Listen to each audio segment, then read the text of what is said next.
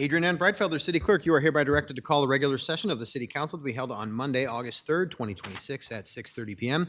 in the historic Federal Building for the purpose of conducting such business that may properly come before the City Council. Thank you. Good evening and welcome to a regular session of the Dubuque City Council for August 3rd, 2026. As a reminder to our participants, you can provide in-person input or virtual audio and written input during the sections of the agenda where public input is accepted. Input options during the live meeting include in-person attendees may approach the podium when the mayor asks if there is any public input on the item they would like to speak to.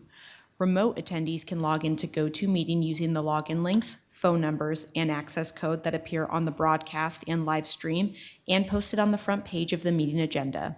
This option includes audio input and written chat input.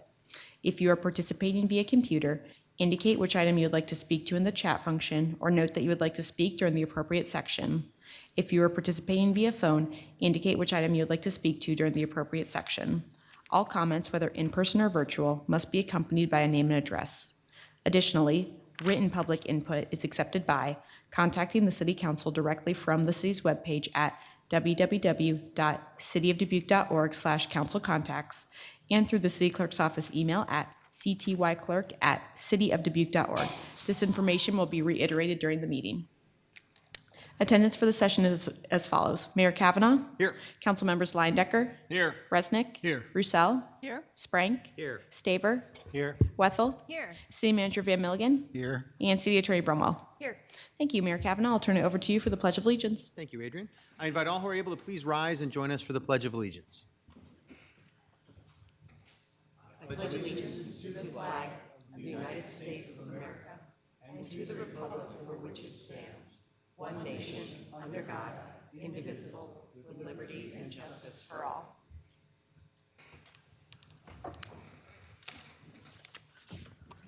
So we're going to move right into the consent items. At this time, anyone participating in the meeting in person who would like to discuss one of the consent items, please approach the podium when the mayor asks if there's any in-person input and state your name and address. For all remote attendees, please enter your name and address in the chat function or state your name and address over the phone when the mayor asks if there's any virtual input. If more than one participant would like to speak, then city staff will determine the speaking order of the participants. Please state the item you would like removed from the consent agenda for separate discussion and consideration. And consent items can be found on pages 2 through 4 of the agenda. All right, thank you, Adrian. Do we have anyone here in chambers who would like to remove any of the consent items for separate discussion this evening? Seeing no one here. Anyone virtually? No input. All right, back to us then for any others. Yes, Ms. Roussel? Mr. Mayor, I would like to hold item number 12. Okay, thank you. Mayor, Mr. Resnick? I move to receive and file the documents, adopt the resolutions, and deal with the consent items as recommended, except for number 12. Second by Wethel. Motion by Resnick, second by Wethel. Adrian, would you call the roll, please? Resnick. Aye. Wethel. Aye. Leindecker. Aye. Staver. Aye. Kavanaugh. Aye. Roussel. Aye. Sprank. Aye. That motion passes 7-0. On to consent item number 12. I'll take a motion to put it on the table, please. Mr. Mayor, Ms. Roussel? I move to receive and file and approve item 12. Second by Sprang. Got a motion by Roussel, second by Sprank. Ms. Roussel, I'll come to you first. Thank you. As I was reading all of the information that pertained to this one, and I had a couple of questions, I just wanted to have a discussion here so that everyone can better understand why we need to add an additional person for the department.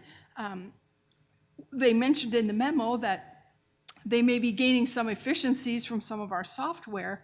However, I find that they've always been short-staffed, and this new arrangement is going to have a better focus and more areas for expertise. And I wondered if someone could give us a little more insight into this new structure and why it's going to be more efficient with that additional person.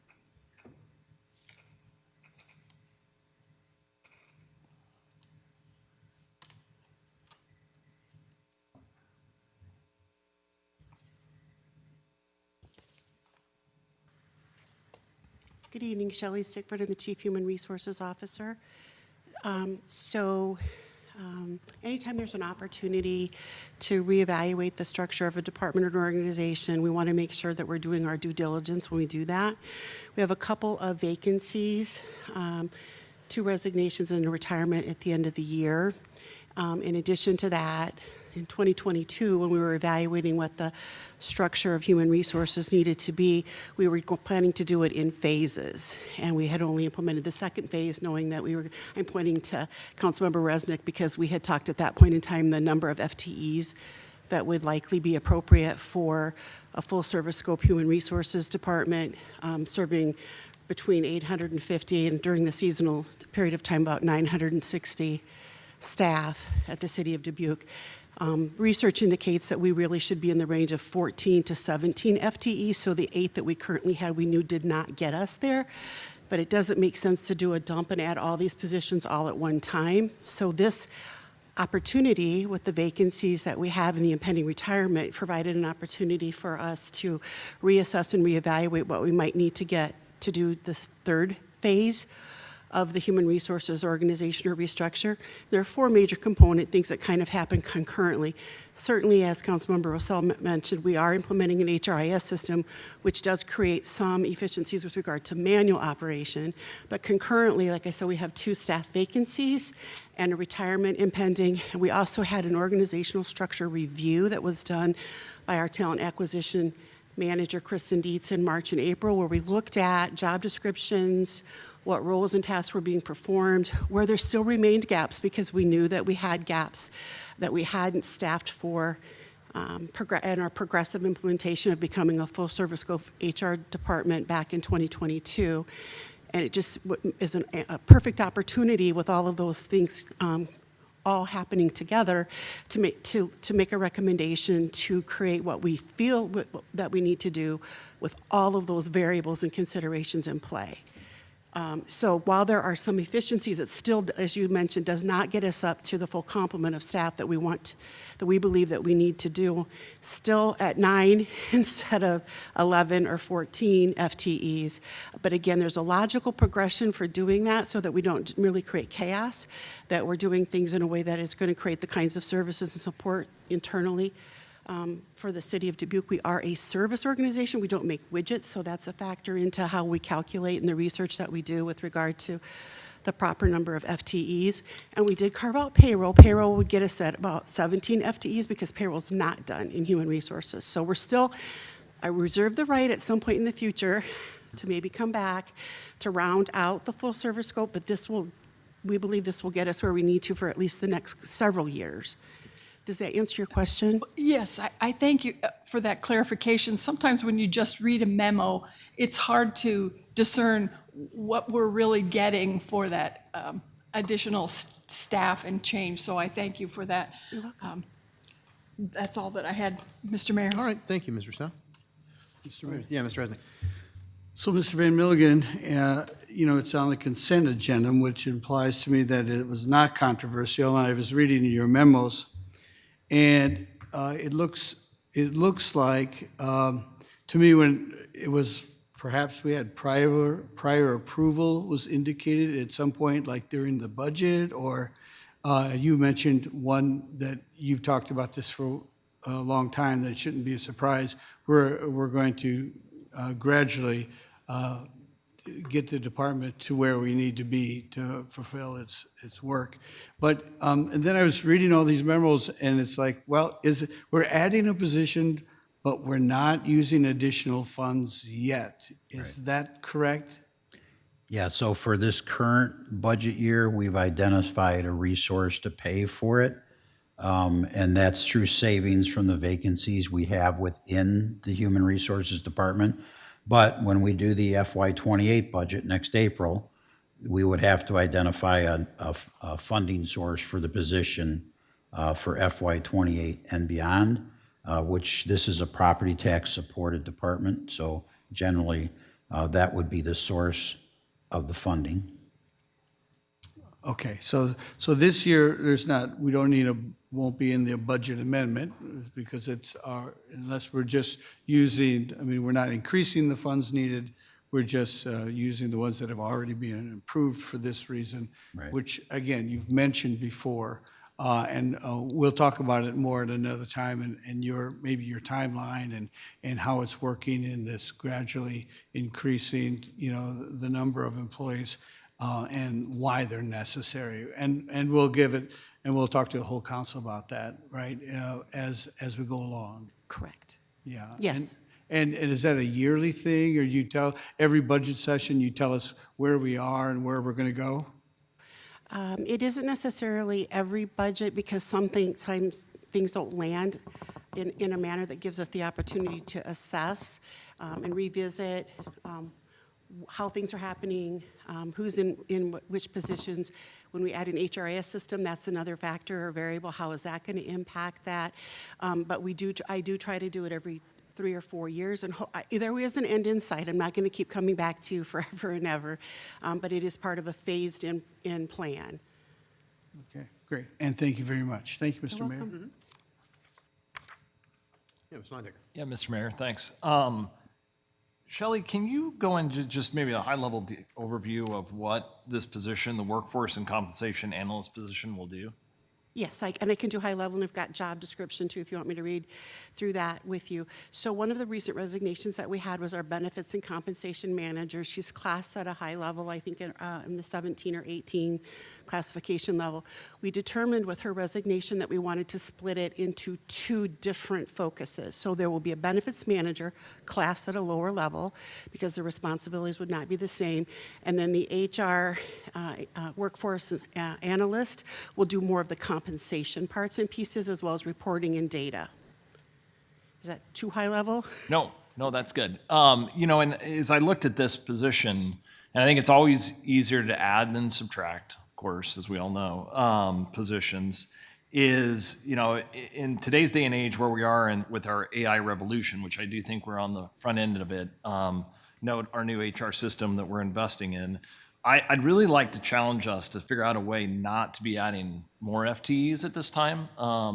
Budget, we just went through our property tax reform budget that is going to be challenging. And so whenever I look at, adding positions in light of specifically this job topic of I'm confident will be solved by AI and analytics and technology that's out there. So, that's where I'm standing on the subject, the topic right now, so. Mr. Mayor? Any others? Yeah, Mike, go ahead, please. So just to add a couple of things to it, and so the mayor and council, and this is very much appreciated, has prioritized retention and recruitment of employees for the last several years. And one of the things that was done through that process was a comp and class study to determine are our employees appropriately classified in their positions? Are they appropriately compensated based on the demands or requirements of the position? And we spent hundreds of thousands of dollars on that study.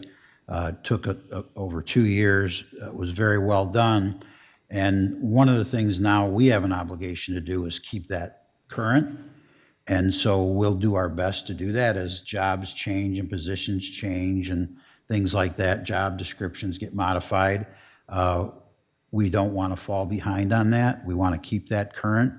The other thing is, and this is mostly since the pandemic, we've really beefed up our human resources activities. We've added things like employee resource groups. So we have different groups that have come together around common shared goals and ideas, and they meet on a regular basis and have conversations about how they can support each other. We've added a mentoring program where employees can sign up to be mentored by other employees, and it's not just, there's some sophistication to it. So for instance, the mentors have to go through a training program before they become mentors. We have adopted other programs to support our employees, like a job shadowing program. So if you think, gee, I have an interest that maybe someday I would like to be, so pick another position with the city, we have a program where you can then job shadow that employee to see if, hey, maybe do I really have an interest in that? We also have made our employee orientation program very robust. So it's a multi-day, when somebody gets hired by us, we now have a multi-day orientation program. And we have a session every month because we hire employees every month. And that's a very, very robust program. And then we created a education and training program to keep our employees' skills current, but not just their technical skills, but their soft skills too. That program is administered by one full-time employee to make sure our employees do have access to continuous improvement. And every employee has that kind of access. So we've tried to be responsive to your priority of retention and recruitment, and I think we are being responsive. And I just want to say something a minute about the recruitment part. It's becoming much, much more challenging to recruit employees. And I would imagine you will be hard-pressed to not find an employer in town that would say the same thing. And, we can talk about police officers. Before the pandemic, we would get hundreds of applications. That doesn't happen anymore. But you can go down the list of departments, it's the same. So it's really a strong effort to recruit qualified employees. Now, we've generally been successful with that, but I will tell you, we end up with some positions that we get not even one applicant. And so then we got to go out and figure out, okay, how do we get that one applicant? And it has to be a qualified person. So we've really made our human resource department much more sophisticated, and it's to support our most valuable asset, which are our employees. We can't do anything without them.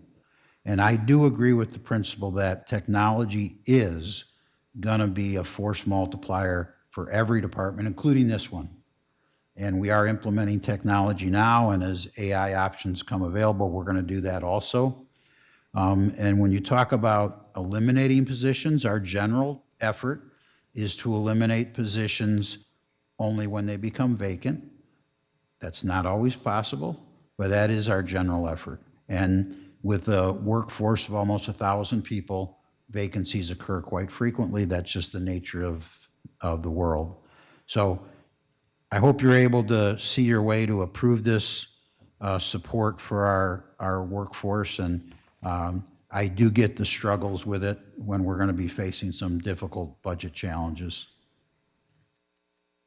Mayor? Yeah, thanks, Mike. And I guess my piece on this is that, this is kind of where I was going to go with what you were just saying, but within the context of the larger conversation that we've had for years now about recruitment, retention, workforce culture, all these things that have made significant improvements to the city of Dubuque, I think this makes sense in this moment. We are going to have difficult discussions. We are going to talk a lot about budget changes and all kinds of things that are coming up.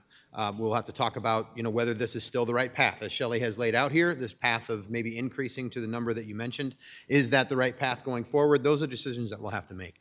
But I think in this moment, for this position, I actually see the sense in adding it based on the larger context of what we've been talking about for quite a while.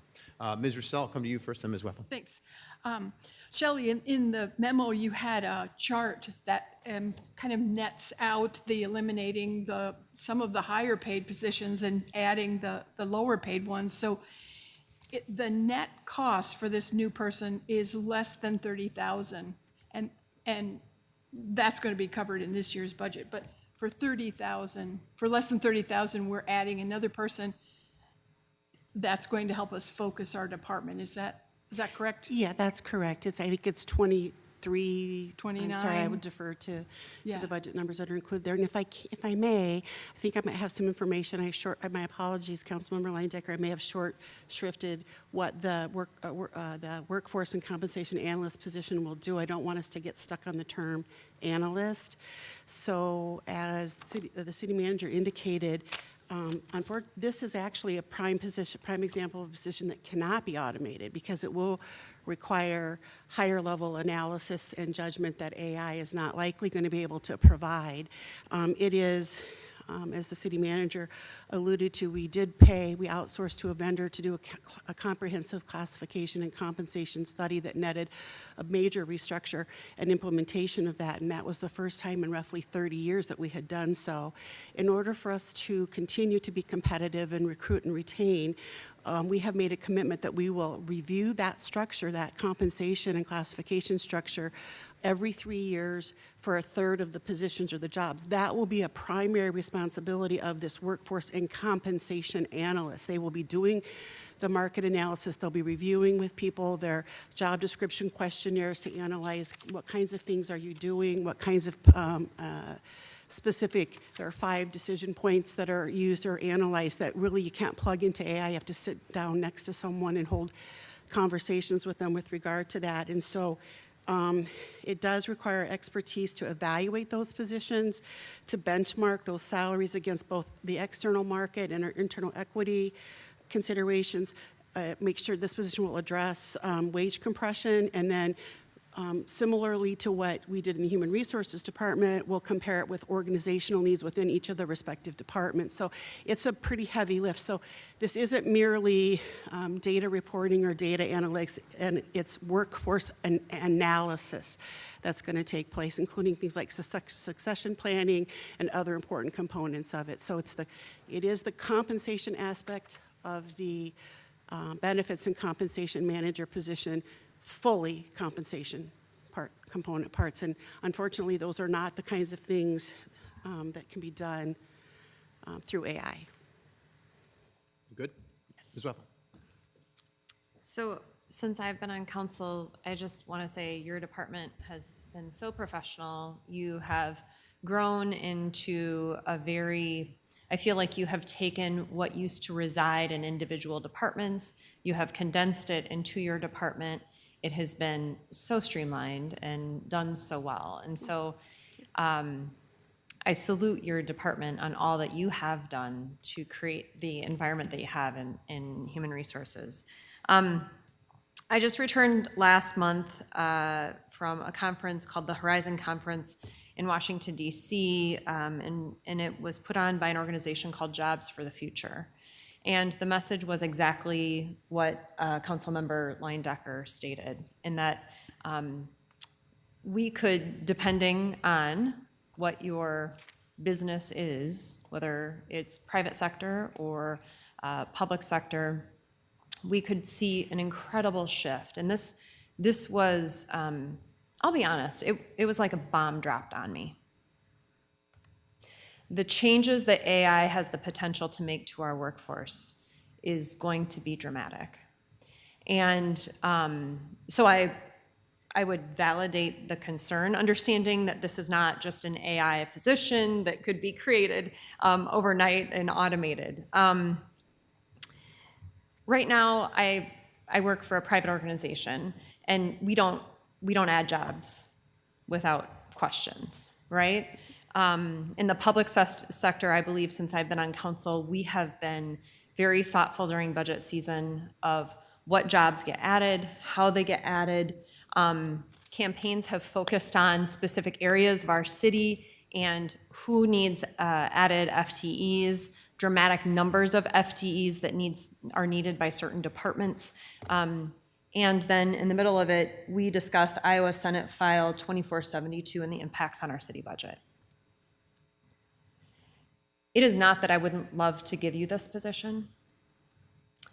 If I were to, I think it would be, and I understand timing and why you're requesting it right now, but I would prefer these decisions of restructuring and reorganization and added FTEs to be made during budget season, because what you've outlined is a dramatic change in budget for your department, not in number of thousands of dollars, but let's be clear, we deliberate, hundreds of dollars in our budget discussions.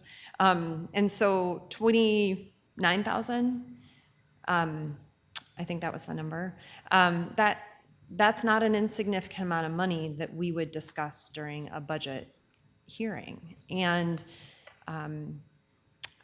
I understand again why you're bringing it here. I just am really struggling to support it. I had people contact me asking me about the addition of an FTE, and I will just say, I hate saying no, because I understand, especially during budget, we have people come to us from every department, almost, and say that they are understaffed. And I don't doubt them. I don't doubt you and the need to restructure. I just would prefer to have it during our budget session. Others? Mr. Saber? I guess, so we're talking about a $29,000 increase, or 23,000, I think it was. So what happens if we fill one of the other positions that's vacant, then it's going to cost a lot more, right? I didn't understand the question, I'm sorry. So right now, we're saying that the overall cost is going to be, was it 23,000? I don't have it that. Yeah, which But that's because we have 2 employees that are vacant, or 2 positions that are vacant. So if we fill one of those positions, then how do we make up the difference? So I'm going to ask Laura Bendorf, the budget manager, if she could just tell, so for FY '28, if all the positions were full, do we know what the increased cost is? Do you have that number? Budget Manager Laura Bendorf, I do not have that cost for fiscal year '28. I did not cost that one. Okay. But you're right, it will be more. So when all the positions are full and there's no savings to access, it will be more than that for next fiscal year. But we could fill it tomorrow, one of those positions tomorrow, because they're still open, correct? Oh, we will. Yeah, Yes. okay. That's all I have. I'm sorry, are we, just a clarifying question, are you asking about the positions that are eliminated, though? Aren't we saying we're eliminating positions? We're not talking about open positions that need to be filled, we're talking about positions that are eliminated, which therefore leads to the $29,000 cost currently, because we're using some of those funds from the eliminated positions, correct? That's accurate. It's with the restructure, certain current titles that are classed at higher levels are being eliminated, and then evaluating what the actual needs are within human resources, given all those various factors. These are that we are requesting that we would change them or add. Sounds like it's additional position, but it's more of a change.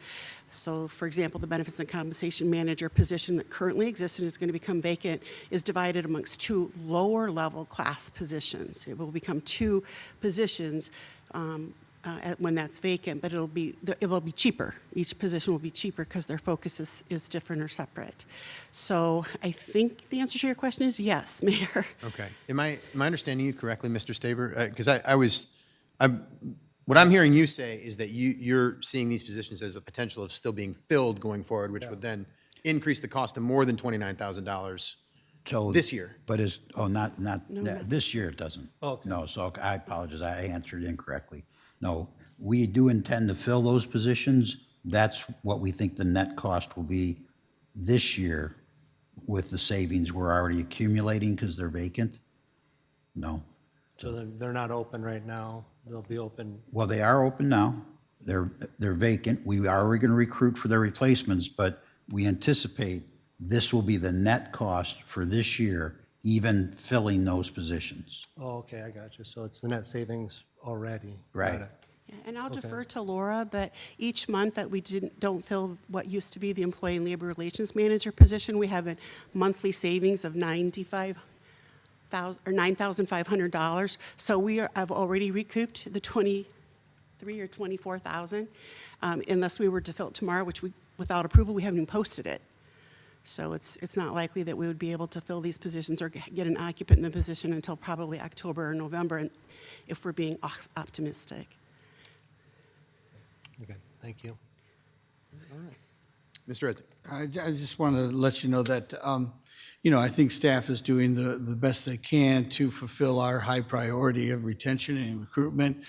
And sometimes it's not convenient, and sometimes it's not in once a year that we can do this. And I'm convinced that Mr. Van Milligan realizes the challenges of a 2% maximum limit for next year, and he's thought about that, and we make the final decision. But I appreciate his judgment on this as well, and he figures that this is going to be well worth it because it does fulfill or helps fulfill our high priority of retention and recruitment.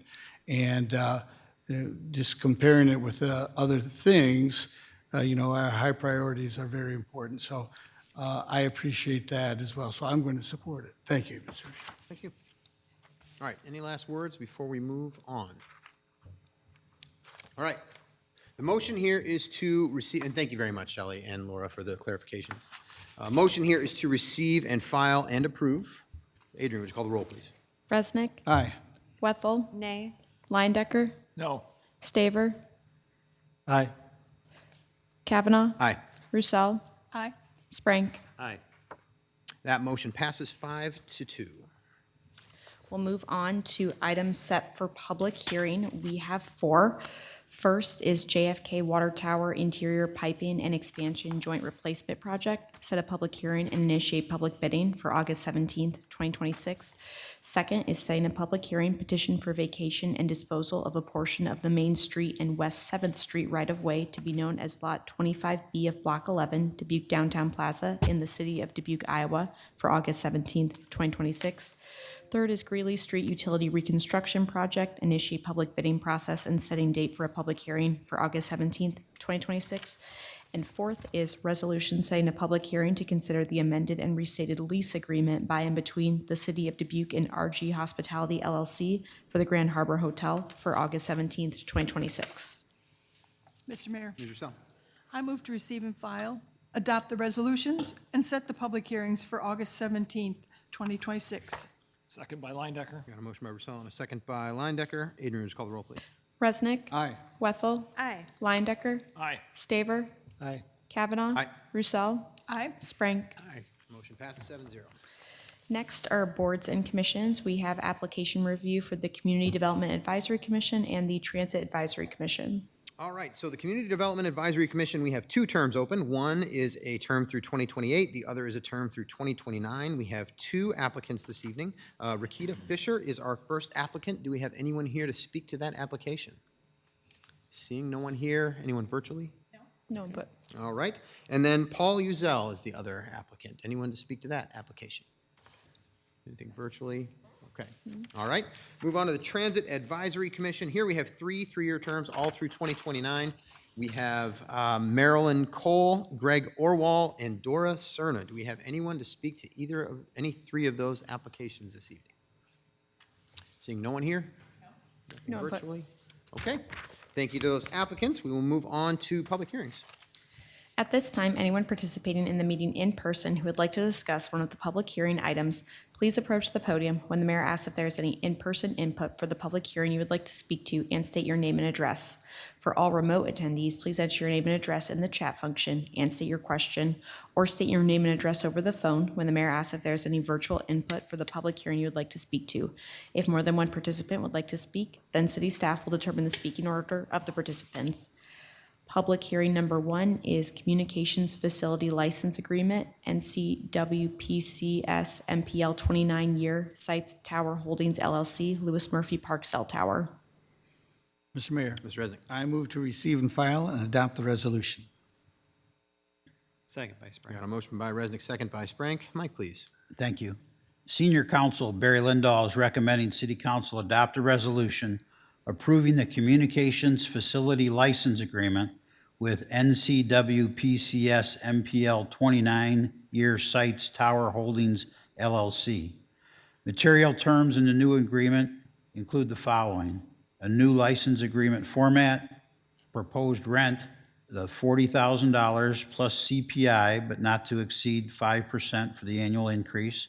The current rent is $29,315.94, and just a 3.5% or CPI increase. 5-year term commencing October 10th, 2026, with 4 5-year extensions. Co-location fee is 50% of the co-location revenue, 25% for existing Verizon fee, and it updates the bond and insurance requirements. I concur with the recommendation and respectfully request mayor and city council approval. Thank you, Mike. We're in a public hearing to consider that the city council adopt a resolution approving the community facilities license agreement as stated in the city manager's memo. Do we have anyone here to address us on this item this evening? No one here? Nothing virtually? No input. Okay. Back to us for any discussion then. Seeing and hearing none.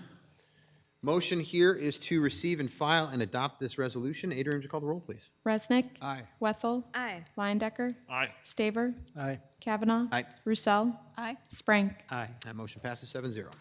Public hearing number 2 is Dubuque Fire Headquarters Bunk Room Remodel Project. Mr. Mayor, Ms. Wethel. I move to receive and file and adopt the resolution. Second by Sprank. Motion by Wethel, second by Sprank. Mike, please. Fire Chief Amy Scheller and Project Manager Jim Bosley recommend City Council approve the plans, specifications, form of contract, and estimated construction cost of $532,440 for the Dubuque Fire Headquarters Bunk Room Remodel Project. I concur with the recommendation and respectfully request mayor and city council approval. Thank you, Mike. We're in a public hearing to consider the Dubuque Fire Headquarters Bunk Room Remodel Project and the plans, forms, and specification form of contract for that. Do we have anyone to address us on this item this evening? Seeing no one here? No input. Virtually again, okay. Anyone back to us then for discussion? Yeah, Mr. Leindecker. Yeah, thanks, Mr. Mayor. I do have one quick question. I'm fully in support of this, and obviously it's much needed for our first responders and especially our fighters that are out there. The question I had is the master plan that's under works, the study that with the site selection and things of that nature. Do we anticipate any recommendation of a change to that location? So we believe that it's been clear that the intention is to keep fire headquarters where it is. But there will be some, we anticipate some changes to the facility itself, but it wouldn't affect this floor. So the other study that you have underway is both for the fire and the police department for administrative space. And so identify what are their needs for administrative space and how can we accommodate those outside of their existing footprint of their existing buildings, which of course are right across the street from each other. So I do anticipate that sometime, when that study is completed in the late winter, that we will come to you with a recommendation for additional facilities for police and fire administration. And that would free up the administrative space in headquarters. But that space usage would be determined by the fire department. How can they best use it as operational space? I don't know, Amy, Fire Chief Scheller is here. Did you want to?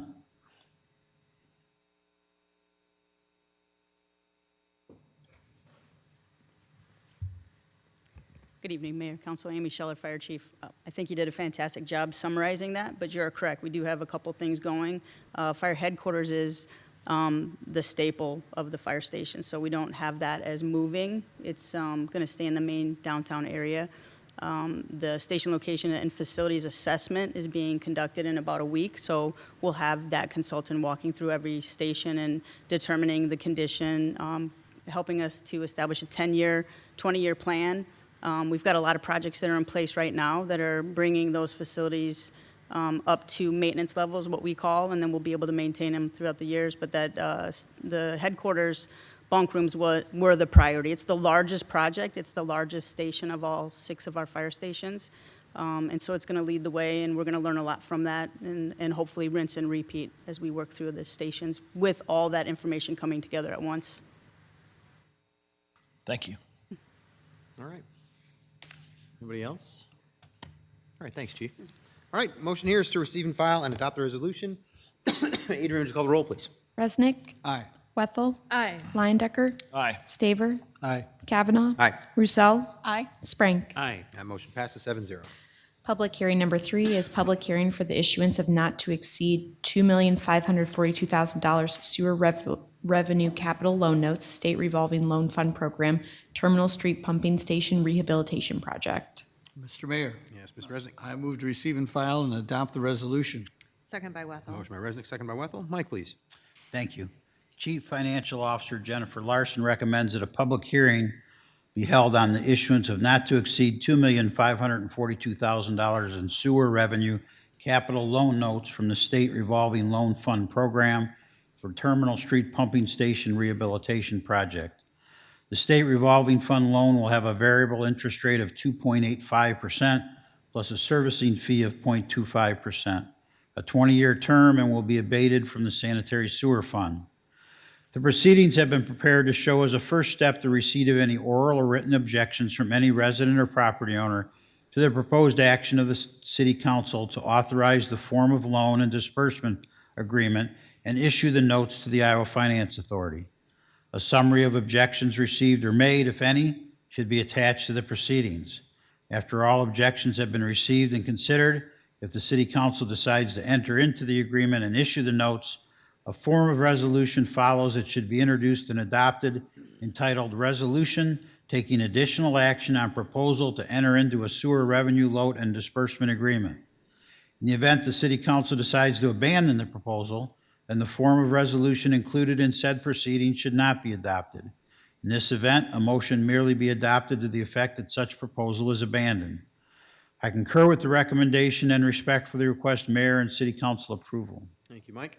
We're in a public hearing to consider the aforementioned sewer revenue capital loan notes. Do we have anyone here in chambers to address us on this item?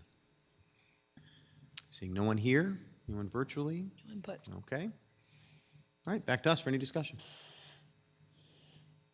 I'm seeing none, I'm hearing none. The motion here is to receive and file and adopt the resolution. Adrian, would you call the roll, please? Resnick. Aye. Wethel. Aye. Leindecker. Aye. Staver. Aye. Kavanaugh. Aye. Roussel. Aye. Sprank. Aye. Motion passes 7-0. Public hearing number 4 is public hearing for the issuance of not to exceed $2,663,000 sewer revenue capital loan notes, state revolving loan fund program, Water and Resource Recovery Center Industrial Controls Project. Mr. Mayor, Ms. Wethel. I move to receive and file and adopt the resolution. Second. Got a motion by Wethel, second by Roussel. Mike, please. Thank you. Chief Financial Officer Jennifer Larson recommends that a public hearing be held on the issuance of not to exceed $2,663,000 sewer revenue capital loan notes from the State Revolving Loan Fund Program, the Water and Resource Recovery Center Industrial Controls Project. The State Revolving Fund loan will have a variable interest rate of 2.85% plus a servicing fee of 0.25%, a 20-year term, and will be abated from the Sanitary Sewer Fund. The proceedings have been prepared to show, as a first step, the receipt of any oral or written objections from any resident or property owner to the proposed action of the City Council to authorize the form of loan and disbursement agreement and issue the notes to the Iowa Finance Authority. A summary of objections received or made, if any, should be attached to the proceedings. After all objections have been received and considered, if the City Council decides to enter into the agreement and issue the notes, a form of resolution follows that should be introduced and adopted entitled Resolution Taking Additional Action on Proposal to Enter into a Sewer Revenue Loan and Disbursement Agreement. In the event the City Council decides to abandon the proposal, then the form of resolution included in said proceedings should not be adopted. In this event, a motion merely be adopted to the effect that such proposal is abandoned. I concur with the recommendation and respectfully request Mayor and City Council approval. Thank you, Mike. We're in a public hearing to consider the City Council approve the sewer revenue capital loan notes, this time for the Water Resource Recovery Center Industrial Controls Project. Do we have anyone here in chambers to address us on this item? Seeing no one here. Anyone virtually? No input. All right. Back to us for any discussion. Mr. Resnick. Mr. Mayor, yes. So, Mr. Van Milligan, this one for industrial control, so are we updating, is this a repair? Is this any way associated with the explosion that we had a while back, and we're going through some legal procedures for those? I'm just curious about the scope of this project.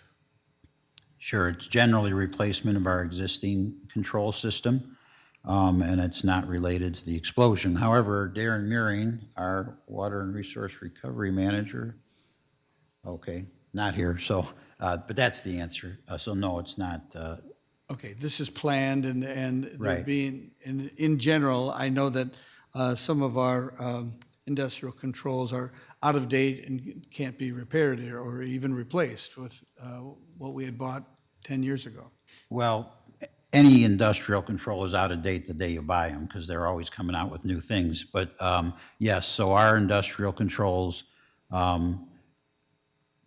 they are no longer being supported by the manufacturer.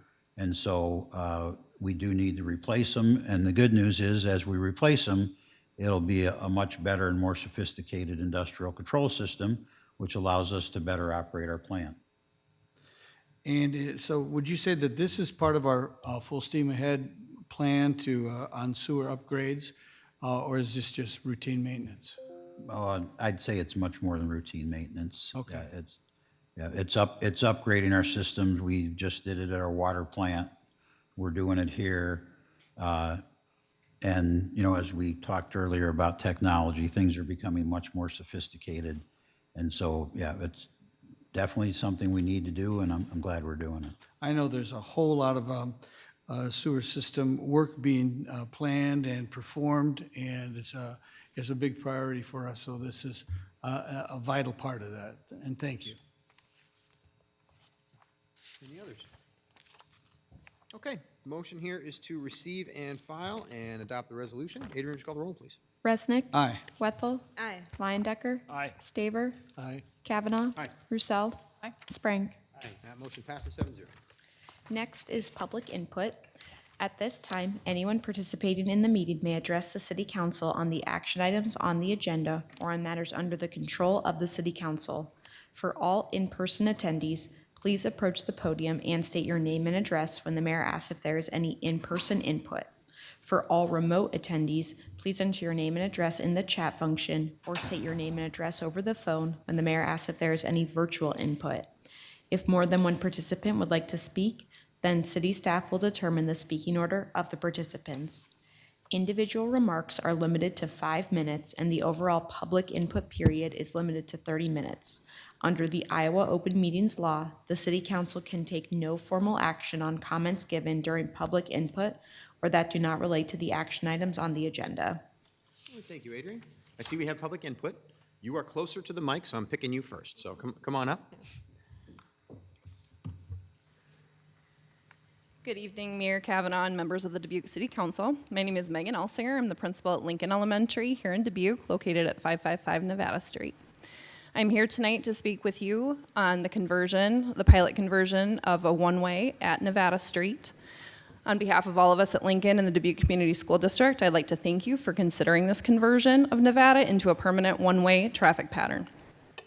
We believe that this change would have enormous benefits to the students, staff, and neighbors located at Nevada Street, reducing the congestion around our building, specifically at arrival and pickup. This would create a more predictable pattern of traffic and increase accessibility to all of our students within the building.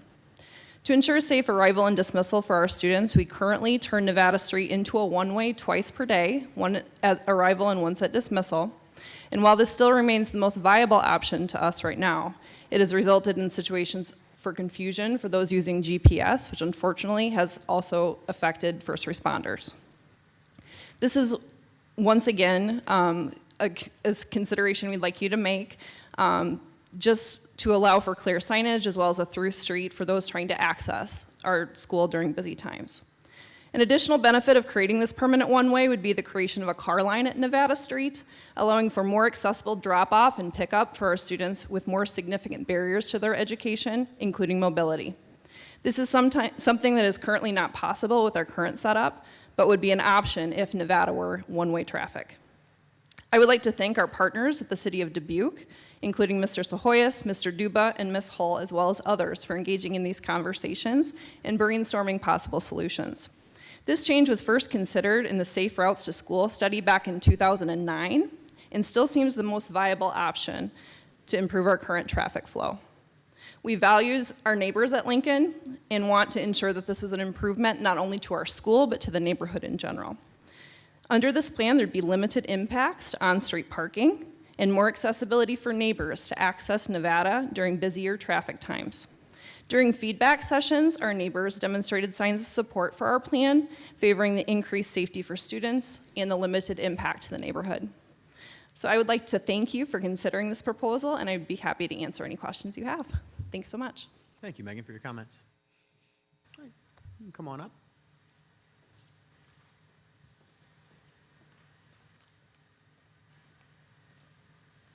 Good evening, Mayor Kavanaugh and City Council members and city staff. Thank you for the opportunity to speak this evening. My name is Carolyn Kelly. I'm the Director of Downtown Strategy and Partnership for Dubuque Forward. First, I want to begin by saying a heartfelt thank you to City Council and city staff on behalf of Dubuque Forward for your collaboration with Dubuque Forward to light the town clock for the very first time last month. Dubuque Forward was able to raise more than $100,000 in private donations to fund that project, and we appreciate the city's close coordination and collaboration to help bring that project to fruition and to help light up one of the most iconic landmarks in our city and to make sure that that shines brightly downtown for generations to come. So we thank you for your collaboration, and we think that that was a perfect example of the ways in which the city and private organizations and philanthropy can work in close collaboration towards a common goal. So thank you again for your collaboration and leadership to light the town clock for the very first time last month.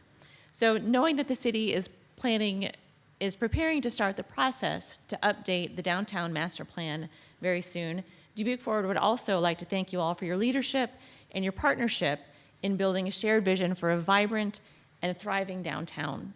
We know that downtown Dubuque is poised for significant transformation and change in the coming years, with the University of Dubuque College of Medicine locating downtown, as well as the Dubuque Museum of Art, building a new campus, and new residential and commercial development also taking shape down there as well.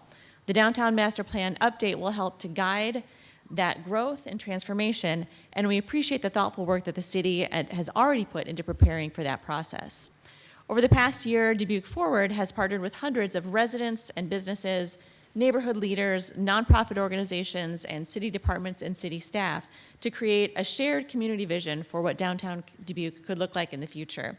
We enlisted the expertise of Gamble & Associates, an exceptional urban planning firm whose team has been deeply committed to helping to bring that strategy and that community input to life. So what emerged from that work is a document that you all, I think, are familiar with, which is the Downtown Development Strategy. This document synthesizes some of those conversations, community conversations and ideas into a bold vision for downtown Dubuque. It's an outstanding example, again, of community engagement, of collaboration, and of a shared vision of what could be possible in our city. So we hope that the work that went into developing the downtown development strategy and the public input that was gathered throughout that process will serve as a valuable resource for the city and for the team that is ultimately selected to prepare the Downtown Master Plan update. The Downtown Development Strategy reflects the work of community members who came together to begin building a consensus about what downtown Dubuque could look like, and it positions us to continue building a vibrant and thriving downtown as the city begins the master planning process to update the Downtown Master Plan. As always, Dubuque Forward remains committed to being a collaborative partner with the city and city departments in the community, and we stand ready to support community engagement and to help identify any public, private, or philanthropic or grant funding opportunities that can help to advance our community's shared vision. So with that, thank you again for your time and your partnership and your continued commitment to downtown and to the city of Dubuque as a whole. Thank you, Carolyn. For the record, we do need an address. Dubuque Forward address would be fine if that works for you. We need an address for the record. Sure. Yeah. It is 900 Jackson Street, Suite 112, Dubuque. Perfect. Thank you very much, and thank you for your comments.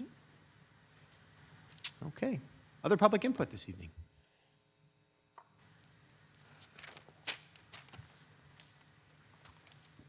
Good evening, Mayor Kavanaugh, City Council, and City staff. My name is Jean McDonald, and I reside at 3120 Eagle Point Park. I'm here to advocate for Eagle Point Park.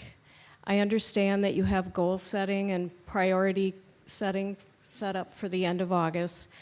And I just want to be that person that comes down here and says, please make it a priority. Last year, you doubled the staff, but it has no near made any dent in the park. We're talking Band-Aids. Eagle Point Park needs major surgery stat. If you want a view of the lock and dam, there is a small area that doesn't have any overgrowth. And for some reason, by the back gates of the park, a company was hired and took that back parking lot and put a view there that wasn't there for years. It's beautiful. But if you look over to the right of the property that butts the tennis courts, you would swear that there was a tornado that went through there. It's terrible. And the tree canopy is crying. You know, when there's a limb that falls off, it's just not aesthetically taken care of. It's just whatever's left is left. There's vines pulling down trees. If you walk the back sidewalk from the Ham House up to the Eagle, you see trunks, you see trees. And this morning when I was going down Shiras Avenue, that hill area, 2 or 3 big trees, like just literally slid down there. And I'm sure Chris and some of his staff, part-time, and the new guy, were trying to take care of that when there's bathrooms not being able to be cleaned. There are 2 tarps on the historic buildings up there that have been there quite a while. I just ask for a plan, and I know we've had a great plan for Comiskey, and probably none of us here would think, oh, Eagle Point needs that big of a plan. But, you know, a decade of no maintenance and Band-Aids isn't going to put our historic park back to the way it needs to be for the citizens now and for our future generations. So I'm asking you in your goal setting to find a way to come up with a plan to put that park back on the map so people can enjoy it and say, now that's a park. Volunteers just can't do it. If you go up and look at the flower gardens, they're underwhelming and they're full of weeds. We got to do something for that park. And I'm counting on all of you sitting here tonight to do it, because I know we can do it. We've done some things. Let's do bigger things. And thank you. Thank you, Jean, for your comments.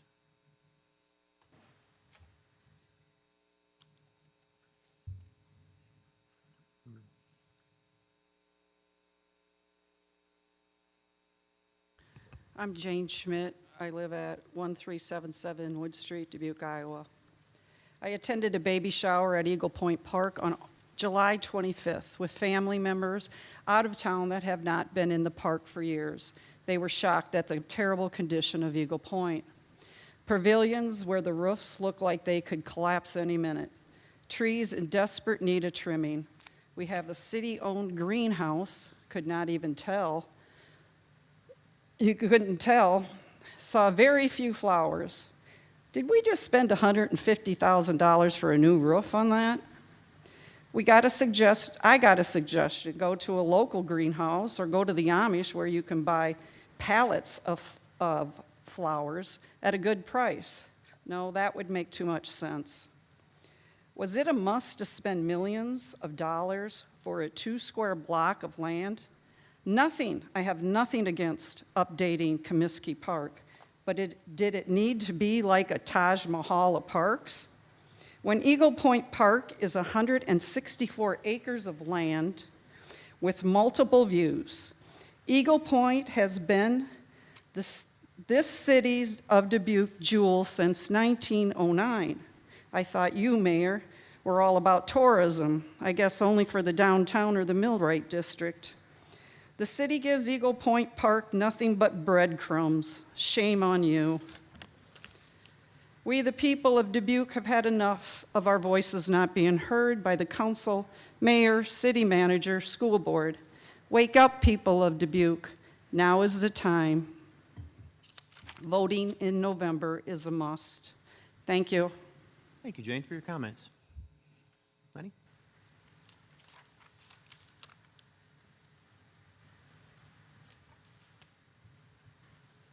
Leonard Dress, 541 Groveland. Last September, our union, we had all our district reps come because we had a little party up at Eagle Point Park, and none of them are right here local in Dubuquers. They're not. They're from out of town, and they was surprised of a park that big when they drove through how much needed to be repaired, fixed up, trees, just ground cover that makes it look more like an island off where you might pull into if you're out boating and that, versus a park for big family get-togethers, businesses having big picnics up there. I think more of them are going out towards Swiss Valley now for their local picnics, and that where it would be nice to do it in Dubuque. I know last fall we were going to do, well, we did do a local picnic, and we checked in with Eagle Point and that, but we went more to Swiss Valley, and that's where we went because it was a lot cleaner. That's all I got to say. Thank you for your time. Thank you, Leonard, for your comments.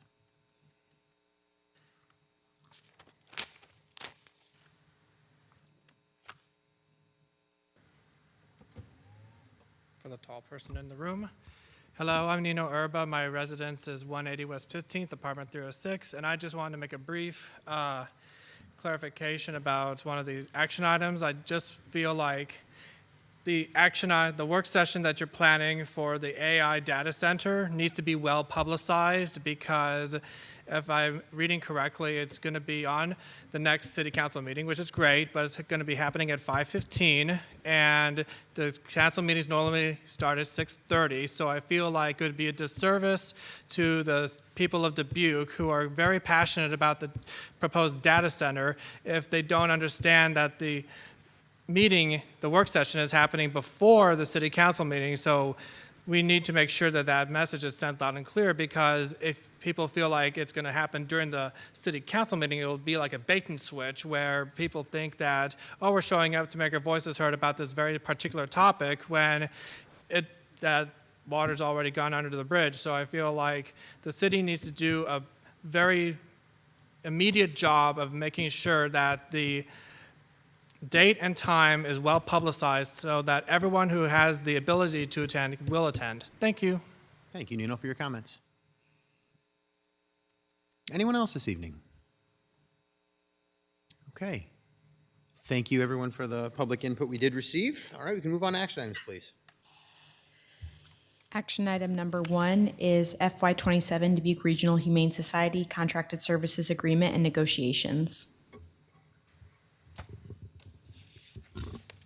Mr. Mayor. Mr. Resnick. I move to receive and file and approve. Second by Sprague. We got a second from Roussel. Motion by Resnick and a second from Roussel. Mike, please. Thank you. Public Health Director Mary Rose Corrigan is recommending City Council approve a 5-year contracted services agreement between the City of Dubuque and the Dubuque Regional Humane Society effective July 1, 2026 through June 30th, 2031. The $212,207 amount in the agreement was approved in the fiscal year 27 budget. Proposed is a 5-year agreement negotiated with the Humane Society that includes the following substantive changes from the existing agreement. Establish a 1-year amount of $212,207, which is an 18% increase from fiscal year 26. Establishes a year of the amount of $240,000, a 13% increase over the previous year. So that, apologize, that wording's not quite correct. That's in the second year, the amount of the 5-year agreement. The second year, the amount is $240,000. Establishes years 3 through 5 at an annual CPI increase with the ability of both parties to renegotiate the cost. Requires the city to outsource and or pay additional veterinary fees for animals due to the Humane Society's limited veterinarian coverage. Fiscal year 26 costs were $5,015 for veterinarian care, plus $3,500 for rabies observations for a total of $8,515. Extends the deadline for the Humane Society's required reports that need to be submitted. Limits after hours of the Humane Society assistance for phone calls, and adds a non-binding provision to research and explore a community cat program. Looking to the future, however, the Humane Society cost structure and continued rising costs are not a sustainable option for the city if they continue to request increases greater than the rate of inflation. In addition, the city's costs with area veterinarians will also increase due to the Humane Society having limited veterinarian coverage. Mary Rose Corrigan further recommends that should Dubuque Humane Society seek an increase higher than the CPI in any of the final 3 years, that at that time the city staff explore alternative partnerships and arrangements for housing and impounding city stray, abandoned, lost, or held animals due to the ongoing Humane Society increases in costs. I concur with the recommendation and respectfully request Mayor and City Council approval. Thank you, Mike. What discussion do we have?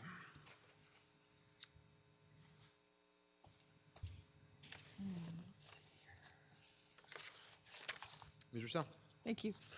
I was looking at some of the documents, and is it correct, I think, Mary Rose, that the current contract actually was created pre-pandemic?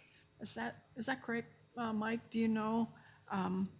Is that why there's such a substantial increase? I mean, it's just kind of shocking. Mary Rose Corrigan, Public Health Director with the Health Services Department. It actually was in 2022, and pandemic started in 2020. It was during.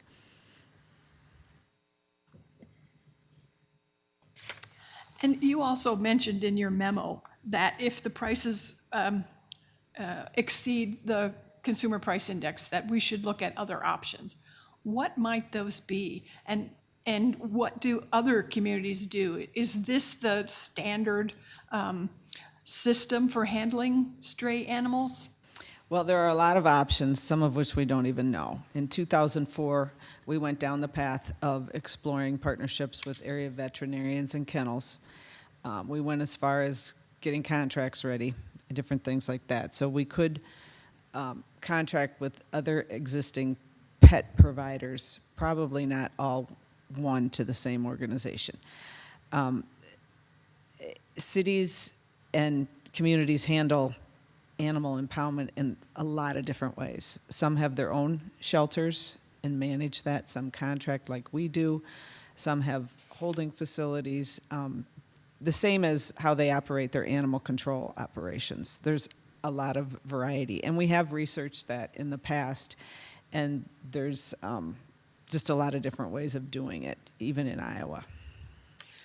Well, and I also noticed that just the fact that during the pandemic, more people got pets, so there are more animals out there. Is that an accurate statement, that there's just more animals in our community? I think there's definitely more animals. We can see that through our licensing data, and we know that we don't capture all the animals through licensing. I think during the pandemic, a lot of people did get pets, but I think that trend was happening anyway. You know, I don't have the latest statistics on pet owners in the country or the state of Iowa, but I think more people have pets and more people have multiple pets. And so it's a very popular thing, and all ages have pets these days. So I think the number of pets has definitely increased, you know, in my time at the city, for sure. Okay. I'll wait till, see if other people have questions. Sounds good. Can we talk about costs, Mary Rose? So there's a part of your memo that talks about the fact that city animals cost more than county animals. Can you explain that for us, please? Yeah, the way it was explained to me by the Humane Society is the county has a few different provisions in their contract. They require any animal that needs veterinary care or is sick to have that taken care of before the animal is brought to them. And they do some basic veterinary services for us. So there's a difference there. They also, the county limits the times you can bring in stray cats to twice a year, and we don't have that currently. So hence the discussions about a community cat program, because it is indeed a problem here in Dubuque and all over the country, and it's getting worse.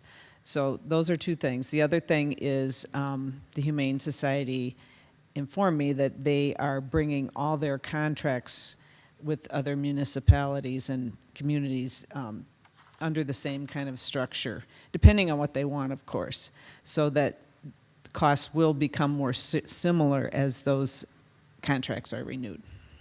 Okay.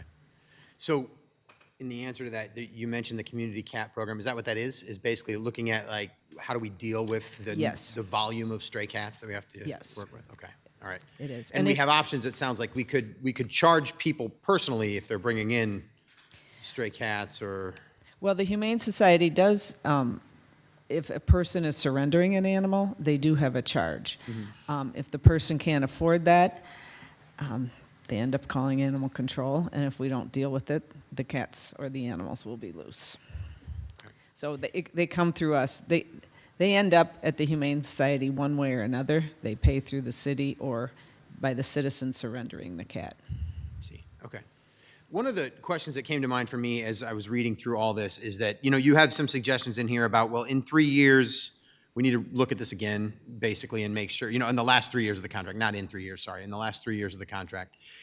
It sounds to me like we need to have a larger conversation about this all together. I mean, in the last few budget hearings, we kind of talk about animal control as a part of your department, but we haven't spent a whole lot of time discussing it. And it almost sounds to me, based on your memo, like we need to have a larger discussion about animal control in our city over the next couple of years and figure out what it means for us. Because there are a number of issues that we're facing and the costs are rising. And if we don't have a plan, then we're just going to have to deal with this in sort of this format where we just sit down and have to renegotiate in a year.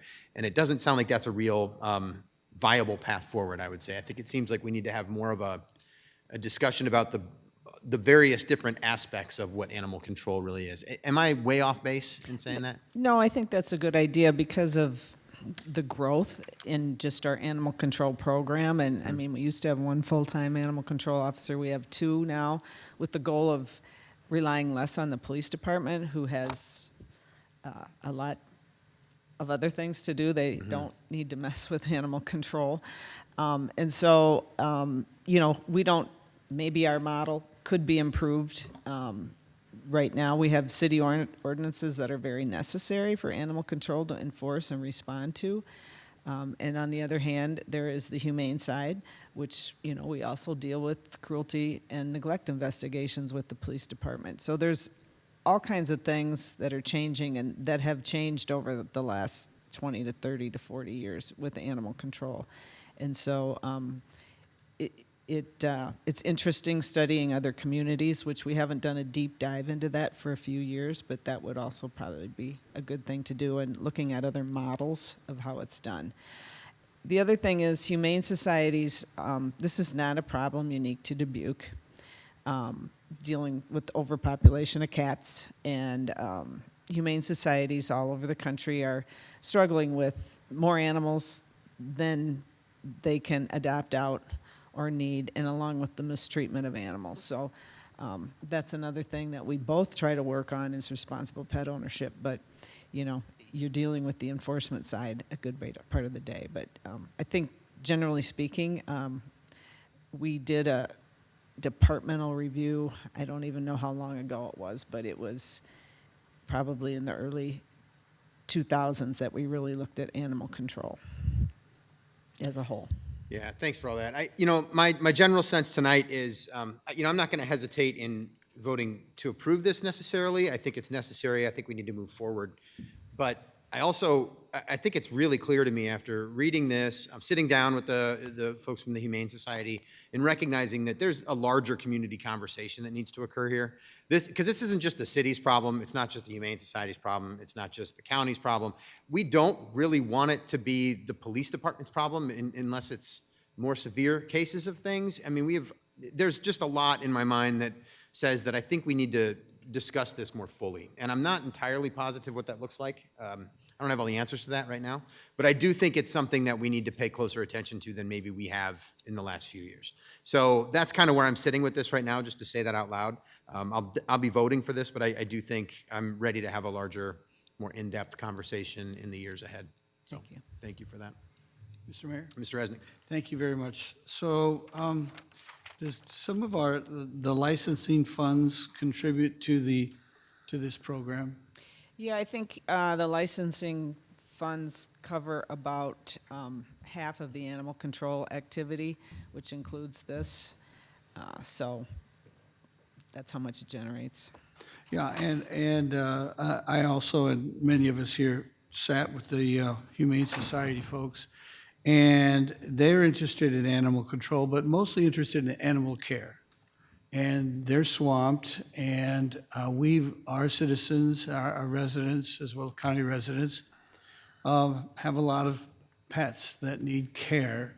And so I don't want to cast aspersions on our Humane Society. I think they're trying to give the best care for the amount of money. So I think they have been a very good partner, and I think they're trying to do the best they can. My question to you is, could you tell me what the feral cats policy is? I remember about 10 years ago, we had a big, long talk about the Humane Society and what to do about animals. And so they were talking about, well, feral cats, if they pick them up and if they need to be, if they need some health care of some kind, they would do that, and then they would let them go again into the land, into the farms or wherever feral cats go. And I just didn't know, what is our feral cat policy here in Dubuque? Well, we do trap wild and stray cats. We have an extensive waiting list for people wanting that done. And part of the problem is people sometimes take wild, feral, or stray cats as pseudo pets, in that they may look after them, feed them, but not take them into their home, kind of thing. So that adds to the population and the problem. So we've talked about a few options, and I think one of them is, the Humane Society does have a farm cat program where they will give appropriate cats to farms who need them for rodent control and those kinds of things. That's one component. We encounter cats in hoarding situations. Sometimes we take 10 or 20 cats a day to the Humane Society, unfortunately. That doesn't happen real often, but it does happen. The Trap, Neuter, Release program, also known as TNR, is a program that some communities have done where you trap nuisance, wild, stray, feral, whatever you want to call them, cats. You spay or neutered them, and then you release them back into the community so that they cannot reproduce. And that gradually reduces the cat population. How long that takes or what the investment is, I'm not sure. That's something that we both agreed to do some research on and study and look at other communities doing. It would require some ordinance changes because we don't allow releasing of cats without an owner, kind of thing. So that's what we're talking about with community cat program. And it has other elements, but that's basically it. Again, other communities are struggling with this. And cats can serve a purpose, but they also can carry disease, and oftentimes people get scratched or bit by a stray cat. You're pretty much automatically looking at rabies prophylaxis injections to make sure that, because we can't identify a wild or stray cat that comes around occasionally, and let alone catch it, to make sure that it's healthy. So it's a public health concern in terms of just injury and or rabies control. Okay, thank you. Thank you, Mr. Mayor. Yeah, Ms. Bethel. So I had personally not really heard of a community cap program. So in reading about it, it makes sense. But as far as the return on investment, I mean, I don't claim to know the, nitty gritty of this, but that actually municipalities and shelters often see a 30 to 60% reduction in cat and kitten intake by years 2 and 3. That a community cap program achieves an immediate financial return on investment in 1 to 3 years. So I don't love the situation we're in, but I also feel like investing in those sorts of programs does make great sense. If I'm reading between the lines and on a topic I am not totally familiar with, but as I hope to learn more about that, to me, that makes sense as an investment. We have to do something. Right. Because we can't continue to have the cost escalate as to what we've outlined. We just cannot afford that as a municipality. So to me, starting to look at those sorts of programs, encourage responsible pet ownership. I don't want to raise rates of registering pets to the point that then it means people don't register their pets, because then that's a danger to our community as well. And so I appreciate the collaboration we've been able to do. It's a difficult situation, I understand, on all ends, but I think for now, I too will support this plan, knowing that we need to dig a little deeper. Thank you. Thank you. Ms. Russell, do you have anything further? No, you've answered my questions. Okay. I'm not seeing any other questions or discussion. Mary Rose, thank you very much for this. Motion here is to receive and file and approve the recommendation. Adrian, would you call the roll, please? Resnick. Aye. Wethel. Aye. Leindecker. Aye. Staver. Aye. Kavanaugh. Aye. Roussel. Aye. Sprank. Aye. That motion passes 7-0. Action item number 2 is Nevada Street one-way pilot conversion between Forest Lane and West 5th Street adjacent to Lincoln Elementary School. Mr. Mayor, Ms. Russell? I move to receive and file, and further move that the requirement that a proposed ordinance be considered and voted on for passage at 2 council meetings prior to the meeting at which it is to be finally passed be suspended. Second by Leindecker. Motion by Russell, second by Leindecker. Mike, please. Thank you. City Engineer Gus Sahoyas is recommending that the temporary southbound one-way operation during pickup and drop-off on Nevada Street between Forest Lane and West 5th Street be converted to a permanent traffic control measure. Earlier this year, Lincoln Elementary School Principal Megan Elsinger contacted City Engineering and Planning staff to request that the temporary southbound one-way operation during pickup and drop-off on Nevada Street between Forest Lane and West 5th Street be converted to a permanent traffic control measure. The proposed change is intended to improve traffic circulation, enhance safety, and provide a more organized traffic pattern for students, parents, school staff, pedestrians, residents, and motorists traveling through the area. Nevada Street serves primarily as a local residential street adjacent to Lincoln Elementary, and the proposed one-way designation would continue to provide adequate access for residents while creating a more predictable traffic pattern near the school. The proposed change is also expected to improve conditions for students and families walking or bicycling to school by reducing vehicle conflicts and simplifying pedestrian crossing movements. After multiple meetings between engineering and planning staff with Lincoln Elementary School staff, 65 mailers sent to the surrounding neighborhood, and a neighborhood meeting, the proposed southbound one-way would be feasible from Forest Lane to West 5th Street. The southbound one-way would not be affecting the block section from University Avenue to Forest Lane. Parking would still be available on the east side for residents and would be in the southbound direction. Parking on the west side near Lincoln Elementary would still be available in non-school hours, but parking restrictions would be extended to Forest Lane because of a proposed car line for parents to be queued in. The proposed traffic control modification is expected to improve traffic circulation and create a consistent traffic pattern throughout the day reducing driver confusion and vehicle conflicts during school arrival and dismissal periods. The permanent one-way operation will also enhance safety for students, pedestrians, bicyclists, parents, residents, and motorists by simplifying vehicle movements and pedestrian crossings while maintaining residential access and on-street parking opportunities. I concur with the recommendation and respectfully request Mayor and City Council approval. Thank you, Mike. I'll go first. Let me first say that I like that we've pronounced Nevada all three ways throughout this conversation. So I just wanted to point it out because I just heard it and I wanted to make sure that we all knew it. We even threw Nevada in there for the Iowans in the room, so that's good. In all seriousness, though, because this is actually a serious conversation, I think I might be the only Lincoln parent at this desk, and having, yes, so that's right, Ms. Rossell, thank you very much. We have two Lincoln parents at this desk. We both have then experienced that, the situation that occurs when you're going through drop-off. This is a great idea for starters. I think this is really good.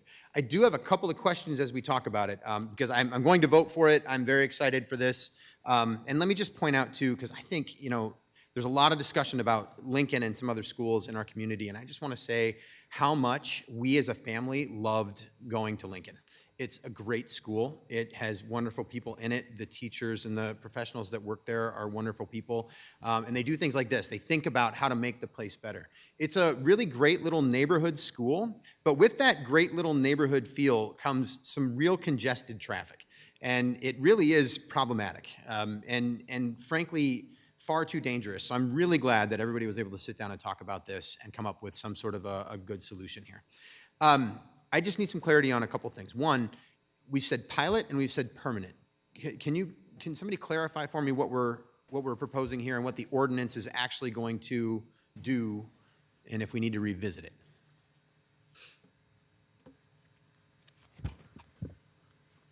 Just so you know, Gus Ahoy, city engineer. I went to Lincoln many years ago. Thanks, Gus.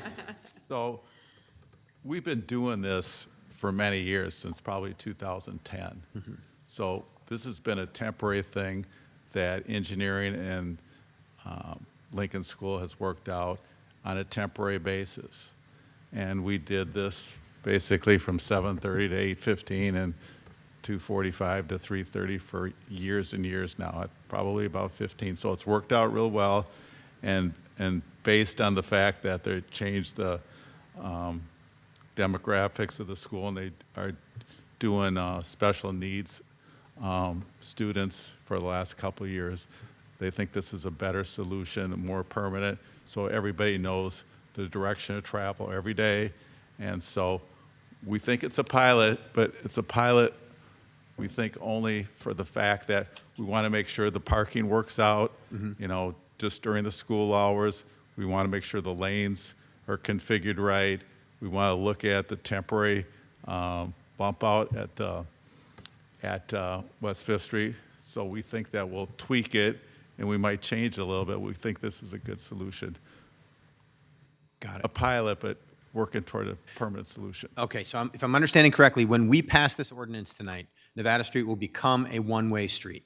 Correct. And kind of shaking her head yes over here. Yes. And so then when that happens, so that'll be the case. However, you're leaving yourself room as a department to make changes and tweaks if need be to the traffic patterns or the parking and things like that might potentially come back to us. Yeah, correct. Okay, all right, that's very helpful. And I might have missed it, so I apologize if that's the case. The intersection of Nevada Street and Fifth Street. This is an intersection that I think when I watch people drive on Fifth Street, they drive too fast and they come flying past that spot, and it sometimes doesn't matter in their minds apparently if it's school time or not. Are we doing anything for signage there at Fifth Street for the traffic that's moving past to make it easier for people to turn off of Nevada Street? So one of the things that we looked at years ago, and Jason's here from planning, Jason Dubas here, and Justine's here from engineering, and so is Dave Ness. We looked at this. I know that when we went up there last week to get the final blessing before we went with this memo, there was some overgrown trees. So we're going to take care of that before that. But I haven't talked about anything permanent there. I know when the staff, Lincoln staff, was manning the one-way, and now they're not going to be manning the one-way. They're going to be taking care of the arrivals and dismissals and working with the parents and the students getting in and out of the car safely. So they were sort of doing the traffic control up there, so there will not be any traffic control there from Lincoln School to slow people down. So we can look at that. I don't know if anybody else has anything else, but we'll certainly look at the speeding, because I know that that was a concern many years ago when we looked at it.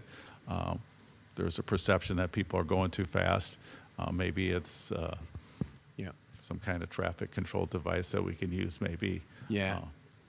And I'm just saying this from my own personal perspective, but it's also a perspective I've heard based on the input that I received when I was sitting in the seat that Ms. Wethelnut occupies as the Ward 4 representative. And then also I hear from people now about that stretch right there on 5th Street between Alpine and Nevada, and people just moving way too quickly, even though it's a very narrow street. And just wondering if we could keep an eye on that, just for the sake of, if we're going to have this traffic coming out in this way in a permanent fashion, it could be useful to think about that possibility. I'm not a traffic engineer, but would appreciate more information on that and attention to it. We'll look at that closely now that everything's going to be changing more in a permanent matter. Yeah. I saw Ms. Elsinger rise when I was saying this. If you have something to add to that, I wouldn't mind hearing from you, actually. So You can pull the mic. That's all right, yeah. I'm a lot shorter than he is. As Mr. Sahoya said, we have our crossing guards at West 5th in Nevada as well, and that will maintain. So we will have, on West 5th, we'll have a crossing guard there, but with the bump out, that minimizes the distance that students have to cross. So that will allow us to maximize our staff capacity in that way to make that a safer crossing, both going through Nevada and also across to West 5th. So that will allow us to use staff a little differently, which I think will make it a safer environment. Great. Thank you very much for adding that. That's helpful. Okay. Thank you. Ms. Wethel, go ahead. So I have heard actually in the last week about traffic coming up University, literally between the block of Alpine and Nevada. And the concern is that just like on 5th, people are accelerating to go up the hill, both on 5th and on University. Now what's going to happen is that I'm glad it's happening. I mean, I just want to say that. I think this is wonderful. But as people come up University, there might be certain times of the day now that traffic is actually backed up onto University. And we're going to have people accelerating up a hill to traffic that potentially is waiting to go into Nevada to drop kids or pick kids. So my concern is watching speeds not just on 5th, but watching speeds also on University and being very, I mean, I've heard of it.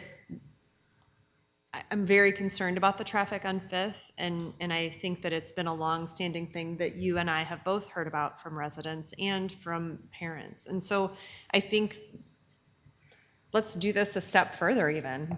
Let's really watch the speed. And I had someone ask me actually literally the other day, could we slow traffic down on University? And so I'm curious about what we could learn as we dig deeper and with this change, which again, I'm so grateful that you've advocated for your students and your families to do this, but I think we can even take it a step further. So that's a good idea. So what we'll do is probably before we implement the new traffic controls, maybe we'll do speed counters before and after, see if the traffic does pick up or decrease in speed, so we can actually put the speed counters in the pavement. Nobody knows what they're for, so we'll monitor the speeds before and after that for maybe a few weeks before and a few weeks after. Well, I don't want to slow down the plan. No, we're not going to do that. But I also want the traffic counters to be in place during the school year so that we're getting the accurate counts as it relates to the highest activity, which will be after kids go back. And we can do that. Great. Thank you. Thanks, Gus. Yeah. Mr. Resnick. Thank you. So my family was in the neighborhood for 19 years too. We're very familiar with the situation. Now, as I recall, they don't have, like at Hempstead, you know, between certain times, you have this flashing yellow that says it's a change of speed limit, right?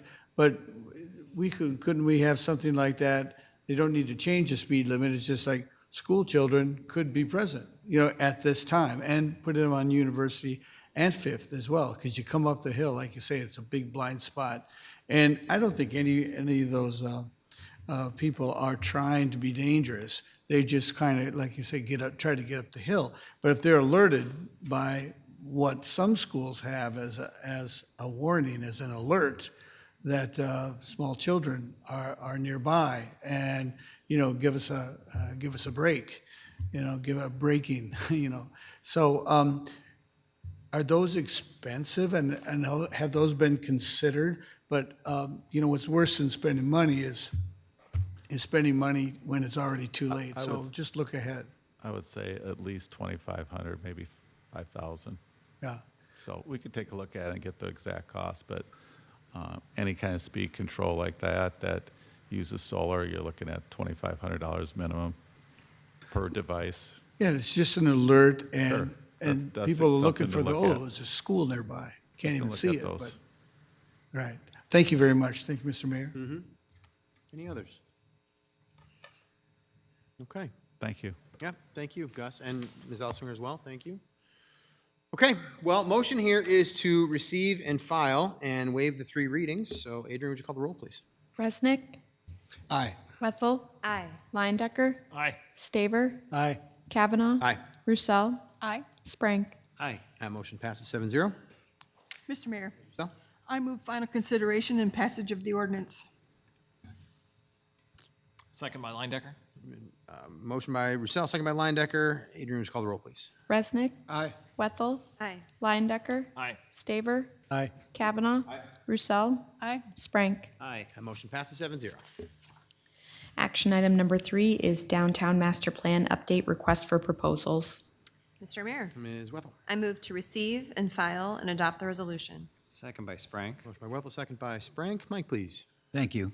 Planning Services Director Wally Werneman is recommending City Council approve the Downtown Master Plan Update Request for Proposals approved by the Long Range Planning Advisory Commission at its July 5th, 2026 meeting. The update will allow for an in-depth look at the current conditions in downtown Dubuque and what has changed since the original downtown master plan was adopted.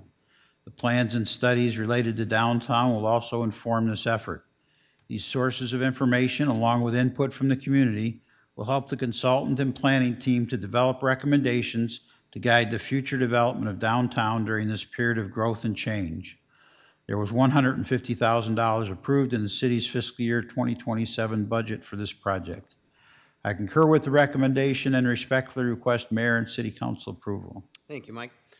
I'm very excited to see this moving forward. Lots of discussions around this in the downtown area with lots of different people. Dubuque Forward in particular, we heard from Ms. Kelly today in talking about this. I do have a concern, and I wanted to talk to, I think, probably you, Wally, about this, the timeline. Can we talk a little bit about the timeline? I know that things take time. I understand that part, yeah. And I know that it's frustrating to sit in an elected position and watch things take time. I've experienced that too. But I also know there's a reason for it. But my concern is in the RFP, there's a proposed timeline in here, and I'm thumbing through to try to figure out what page it's on. Page 10 of 28. Thank you very much. So, and it says a completion of November 1st of 2027. And my direct concern about that is two things, really. One, 2027 is the year that everything's going to drop in downtown Dubuque. So we're going to have the new medical school up and running. We're going to have the art museum completed and moving through, having people there. There's going to be new apartments, new people living there, all kinds of things happening. And then we already have some great momentum for the private plan that was completed and lots of discussions about downtown. And then the second concern I have is about our goal-setting process. Now, I understand, too, that we're in a weird transition. This might change. Our current city manager, Mike, is not going to be the city manager in November of 2027. So there might be a different process that we use, but traditionally what we've done is August or September, we sit down and do our goal setting, and that kicks off the budget process for the next year. So if this isn't done until November, we don't really have that to access for our goal setting. So that's kind of what I'm thinking. And I understand that in that timeline, I'm asking for quite a bit of acceleration, but I was just curious if we could talk a little bit about what that timeline looks like. Yeah, while they weren't my planning services director, we struggled with the time frame on this, just like you're struggling with it. We want to make sure, so if you look at the time frame, for instance, we're looking at proposals are due on September 1st, and then have a selection presented to the council at the September 21st meeting, and then having a contract underway in October. And just trying to think of the time frame. How much community engagement do we want with this downtown master plan? We want to make sure we're hearing everyone's voices. We could speed it up. We could shorten it. My experience with dealing with plans is longer is a little bit better sometimes. Even like 1 year to go through this, there'll be a lot of input, short period of time. But I do understand your concerns about everything's coming online. We also have development that's happening in the downtown. It is a flexible document, just like with our existing downtown master plan and our Imagine Dubuque plan, but we could shorten it up. So city council goal setting, we'd have to be looking at moving the deadline to August. Yeah. So we could put that in there, and we could send it out to proposals, and we'll hear from the consultants if they feel that that's not enough time to fully process a downtown master plan, or they can look at their community engagement process to make sure that we're having that ability to reach out, talk out to the main players and our residents and our neighborhoods that surround the downtown and our community as a whole, in addition to the tri-state area, because Dubuque's just not our citizens, it's the entire tri-state area. So. Yeah, okay. Yeah, I appreciate that. I'd love to hear what other people think, but that was one of my biggest concerns was just that timeline and the need to be able to get things moving, because I think we need to catch on the momentum that is occurring in downtown rather than be any part of holding it up. But I also understand your point that, it is better to get more feedback oftentimes to be able to do that. Our Parks and Recreation Master Plan is a good example of that. But yeah, Mr. Resnick. Thank you. And my concern is the timeline too, in so much that, if the council should prioritize, this thing that I'm going to talk about here is that part of what we're going to ask them to do is to take the Dubuque Forward studies in consideration when they are doing their studies. At least consult them, look at the numbers, and include that data, et cetera, into theirs. Now, that's if the council decides to do that, during these goals and priorities. So if we were to do that, I just want to make sure there is time, when do we release the, everything that's going to be included in this? Is that going to happen right away? Is it going to happen before goal setting, that we're going to release this right away, and then council doesn't have time to weigh in on certain aspects, such as the one I just mentioned? We definitely want to make sure you weigh in on everything in the downtown master plan. So that's why we struggle with the timing of things. So if we were to shorten it up in a real short time period, and when I say short, say it goes through and we take it to council, we'd want to have a draft done in July for it to be reviewed during a work session, then quite possibly final adoption in that first city council meeting, and then you go into the city council work session, right? To maybe sit there and implement some of the ideas that may be identified in the master plan. If we focus on the August deadline, we got October, we're looking at November, December, January, February, March, April, May, and June to really do a lot of that focus. And then you're asking, is there an opportunity where we may have some of those larger items flushed out prior to the council considering a plan if we went to the August deadline? We can certainly push the deadline and see what our consultants say with regards to that information. But yeah, there's just a lot of information out there. A lot of it's going to be fact-finding information we already got. But that whole conversation piece about the community engagement side of things is something that we could really hit hard. And sometimes people say we're moving too fast. And sometimes people are saying we're moving too slow. And where's that happy medium in between there? So sometimes we'll also hear it from the consultants. So we do an RFP, we'll submit it out. Sometimes they'll send a question to us and say, hey, this is really from the time frame, how much community engagement you want, and what's your ideal time frame to be able? It's like, if you want to give us more time, how many council meetings are we going to go to, how how many community engagements do you want to hit, like the farmer's market, Millwork District nights, other opportunities throughout an area. It's really up to how we want to approach it. So if I get direction from you and say we want to shorten the process up, and we'll see where it goes from there from the consultant side, we can definitely look at that. So I appreciate that. And then my direct question, I think I can say it better this time. Is this proposal going to be released before our current, this year's goals and priorities? Are you going to release it right away? Or I'm sorry. When's the RFP going to release? Yes. Tomorrow. Oh. Where So I'm asking you tonight as a resolution to review and approve RFP to be released tonight. And it will go out on the website, and we're looking for deadlines for questions from consultants on the 18th. Responses to the questions will be posted on the 21st, and we'll have the proposals due on September 1st. So is it your opinion that we could do that and still not really lose any kind of access to our request to include other information? So as you review so you want additional things that might be added to the RFP that we haven't provided? I don't know if we need that or Okay. not. This is I guess that's my question. If, I'd like to hear from the council, if yours is, you know what, we could still include top or high priority of the council in that proposal later, then I'm fine with this. Oh, yeah, most definitely. As you go Okay. through city council goal setting and you identify in the subcover session that says, hey, this is a bike lanes in the downtown, for example. I mean, we have some of that in our connectivity plan and our mobility plan, but emphasize that in the downtown master plan, definitely be incorporated in that process and brought forward with regards to that, so. Great, thank you very much. Yeah. Thank you, Mr. Mayor. Yeah, Ms. Wethel. I think a major concern I have, just as we search for our candidate, is to ensure that we are requesting feedback from those who can't make something in the middle of the day, or thoughts about asking families as they're picking up their kids at school. There's an opportunity here to come in and give some feedback.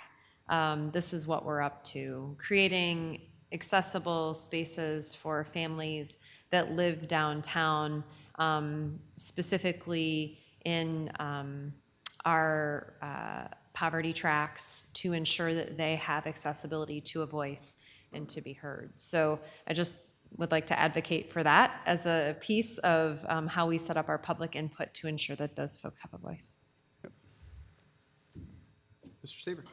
Yeah, I think if I'm hearing everybody else correctly, I think the timing is off on this. I think a lot of this information will change, after all these big projects hit. I don't think speeding it up would be the answer, because for obvious reasons. I think if anything, we wait till some of that stuff hits. The information gathered now wouldn't be relevant after those things hit, so it would be kind of a waste of money. I think if anything, we wait and incorporate some of the information that was gathered, from before, and maybe come up with a more intelligent plan based on what's happening at the time. I think we'd be real hesitant to make any big decisions based on that plan anyhow, just because we know this other stuff's coming. Right. So that would be my recommendation, is to wait. So to wait, just to clarify, you're saying not change any of the deadlines, essentially? I would say postpone it till after these things hit. Oh, don't even put the RFP out? Yeah. Oh, okay. I'm understanding now. Okay. Okay. Yeah, Ms. Lindick. Mr. Mayor, let's start off with maybe what sounds like a weird question, but what is our goal at the end of the day with this master plan? Like, what are we going to do with it, and who are we going to give it to make sure it gets done? Yes, do you want me to answer that question? Please, Wally. Okay.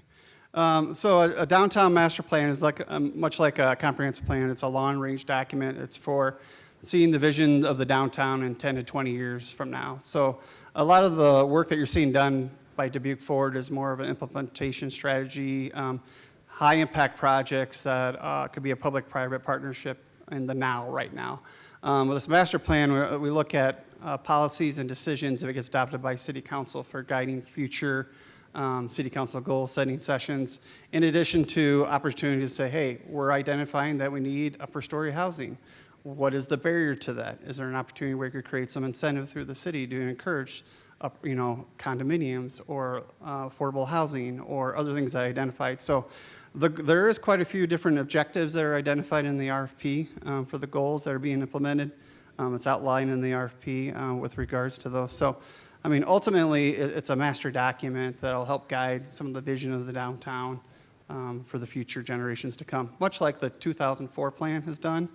A lot of things have changed since the 2004 plan with regards to, we had the Great Recession, which slowed redevelopment, and we had e-commerce, which reduced quite a bit of demand for traditional retail. And then also, COVID-19 kind of changed some of the uses in the downtown where office space is now vacant, and that's an opportunity to create some upper story residential housing to get more population base in our downtown. And then also, just our increasing expansion for more housing units. There's a great opportunity that could be help identify to that. That's not identified per se in an overall plan. This will help focus that more on the downtown, but it is citywide. But this will also provide opportunities where the council may look at incentives. They also may look at policy changes that may help incorporate some of that. We do have the Unified Development Code that we're working on that could help identify barriers from zoning.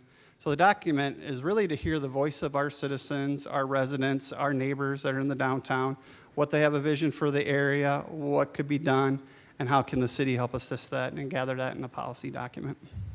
Yeah, thanks for that. And part of what you were saying there with the UDC, I think it's good timing with that, Yeah. those changes that we're talking through there. And, the other part of that question is we've done a lot of great work in the past with the Millwork Master Plan. We've done, I think there's been a couple of downtown master plans done, Schmidt Island Master Plan, and others that I know I'm missing. And so, I would hope that we could synthesize some of those in our current plan that we're developing and ultimately really hold it ourselves accountable to making sure that we see this master plan through, and that we lean into it. Because I say that because right now, I think we have a really unique opportunity for us in Dubuque, and specifically downtown. We've talked a lot about it tonight, but we definitely have wind in our sails. Mm-hmm. And I think we have to make sure that we seize that moment and don't lose it. So, on one hand, I wasn't overly concerned about the timing of the study, just because I think some stuff will play out naturally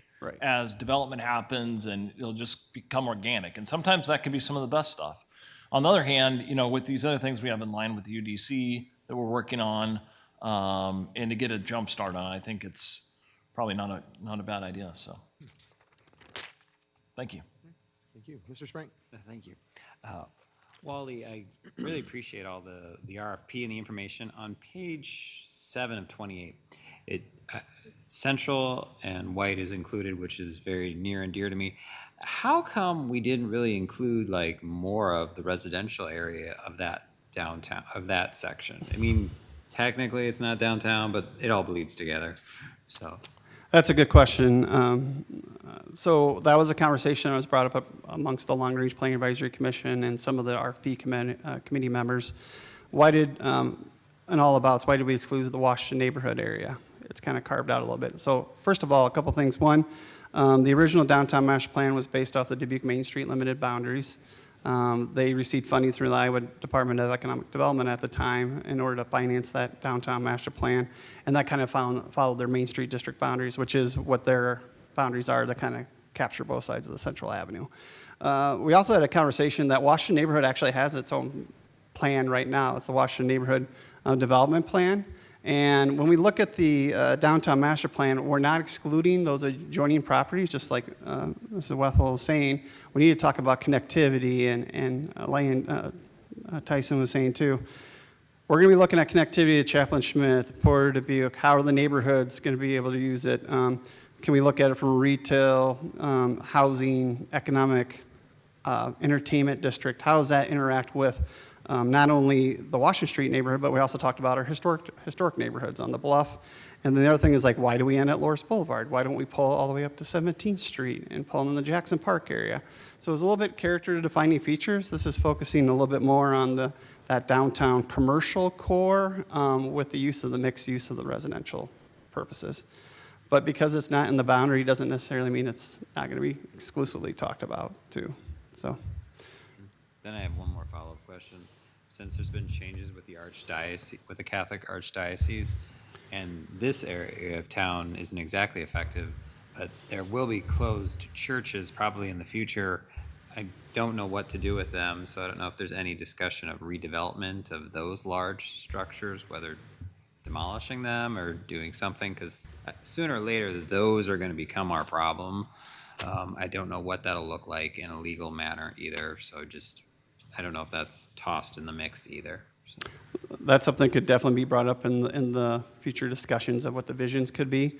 A lot of those projects are very site-specific, and I'll cite, for instance, we have the Franklin School, great housing. We have the old St. Pat School converted to housing. We have the Sacred Heart School converted to housing. So a lot of those developments are great for adaptive use for additional housing units or maybe some other opportunities that come along with the properties. Steeple Square, I mean, who would have thought that building would be a great community entertainment facility, being the massive Catholic church that it was in the past. So that's the ability and the flexibility of having a mixed-use area in the downtown. You can have multiple uses and multiple opportunities for those spaces to be adapted or reused. Thank you. Yep. Thank you, Mr. Mayor. Ms. Wethel. So I want to circle back to the idea of the fact that the residential areas that are served by this yellow map area are not all residential, but the residential folks that are outside the yellow area is who I want to capture. Right. They are bringing their kids to Prescott. They need connectivity to these areas, and so we must include them in the public input piece, I guess. I just want to clarify that. And Mr. Sprank brought that up, so I thought it was a great, great piece of the conversation. On page 8, just because this sounds like such a grandiose thing to folks, I think it's important to read the bottom of page 8 of 28. Project scope of services. The following outline describes the minimum components which should be included in the scope of services. Executive summary, introduction of planning process, vision and goals, analysis of existing conditions. That includes demographics and economy, infrastructure and utilities, which I want to stop right there because we're talking about some of the oldest areas of our city. And so we should not build upon spaces that have something underneath that we need to know about needs to be redone soon. So I think that this is not just the pretty connectivity that we see above. I think, understanding that we're looking at infrastructure, utilities, land use, zoning, yes, historic and cultural resources and environmental conditions, but the underneath the streets piece of this, I think, is a really important part before we develop our downtown in these areas. We have to understand that first. Then key strategy areas: land use and development, mobility and transportation, housing, community development, economic development, business support, public realm and urban design, parks, trees, green space, revitalization tactics, funding, and partnerships. Now, Councilmember Leindecker hit on the idea that we have, I don't want to jinx us, but the wind in our sails here. And so when we have folks in the philanthropic community and the business community who are willing to put their time and energy and their treasure behind these projects, I don't want to slow them down, but I also want to work collaboratively with them. And so I think that's the magic of finding the spot on this. I want to make sure we take all those things into consideration. Right. Thank you. Okay. All right. Maybe an outstanding question. I think I'll try and summarize what I think I'm hearing here is this idea of the timeline that was first brought up. I think I'm basically hearing that maybe we should really talk to the consultants about what that timeline really should look like and what might be best. But I heard from you, Wally, that you recognize the urgency that I think we're feeling in moving forward. But I also heard that, you know, there were some good points made about the fact that there are some things that are going to happen that we need to take into account as we create a plan, and shortening that timeline may not be the best idea. So let's move with purpose, but at the same time, not maybe rush to miss people or miss details. Is anybody totally disagreeing with me on what I just said, or is that pretty much capturing what, okay, all right. So hopefully that's enough guidance as we go forward in terms of dates that you need to write down on the RFP by tomorrow. So, That's right. Yeah. Can I say something? Please, I just please. want to identify, it's a master plan. Yeah. It's a plan. So if a development comes in, like a 5th and Main mixed-use residential, like a University of Dubuque project, like an Arc Metal Camp, that's an opportunity. It's a document that gets discussed, gets conversed, and it comes to you. That's why we have zoning. That's why we have public hearings. It's not a static document. It can be changed. It can be adapted as we move forward. And that's why we have plans that get modified and changed over time. That's why I have a long-range planning advisory commission, a zoning advisory commission, zoning board of adjustment, and all the other boards and commissions that you have. So I don't view it as slowing any project up. I view it as trying to support those projects and make it easier for supportive services or identify additional areas for that. I mean, the housing need for the college alone is going to be, university is going to be huge. So. I think it's good to hear that out loud. Yep. I mean, that's helpful for everybody to be able to hear that. What I'm hearing is that we all have a good sense of what we're experiencing downtown right now and what we need to do about that. So I appreciate that. Okay. All right. Well, the motion here on the table is to receive and file and adopt this resolution. Wally, thank you very much for your input there. Adrian, would you call the roll, please? Resnick. Aye. Wethel. Aye. Lindecker. Aye. Staver. Nay. Kavanaugh. Aye. Roussel. Aye. Sprank. Aye. That motion passes 6-1. Action item number 4 is Opportunity Zone 2.0 application submission. Mr. Mayor, Mr. Resnick. I move to receive and file and approve. Second by Wethel. Motion by Resnick, second by Wethel. Mike, please. Thank you. Economic Development Director Jill Connors is recommending City Council approval for submission of an application for Opportunity Zone 2.0 designation through the Opportunity Iowa program administered by the Iowa Economic Development Authority. The application was submitted online using the attached narrative, and support letters from key community partners were emailed directly to the Iowa Economic Development Authority staff. This application represents the first designation opportunity under the recently enacted federal Opportunity Zone 2.0 legislation. While Dubuque previously received Opportunity Zone designations under the Tax Cuts and Jobs Act of 2017, all prior designations expired under the new federal law requiring states to undertake a new designation process. I concur with the recommendation and respectfully request Mayor and City Council approval. Thank you, Mike. Any discussion? Not seeing or hearing any. All right. The motion is to receive and file and approve. Adrian, would you call the roll, please? Resnick. Aye. Wethel. Aye. Lindecker. Aye. Staver. Aye. Kavanaugh. Aye. Roussel. Aye. Sprank. Aye. That motion passes 7-0. Action item number 5 is work session request, data center information and community input report. Mr. Mayor, Mr. Resnick. I move to receive and file and set the work session for August 17th at 5:15. Second by Sprank. A motion by Resnick and a second by Sprank. Mr. Mayor? Yes, Mr. Resnick. And I think we need to remind people that this work session is not a public input session, that there will be public input session, and hopefully many of them. But correct me if I'm wrong, but is it this for our presentation and our discussion?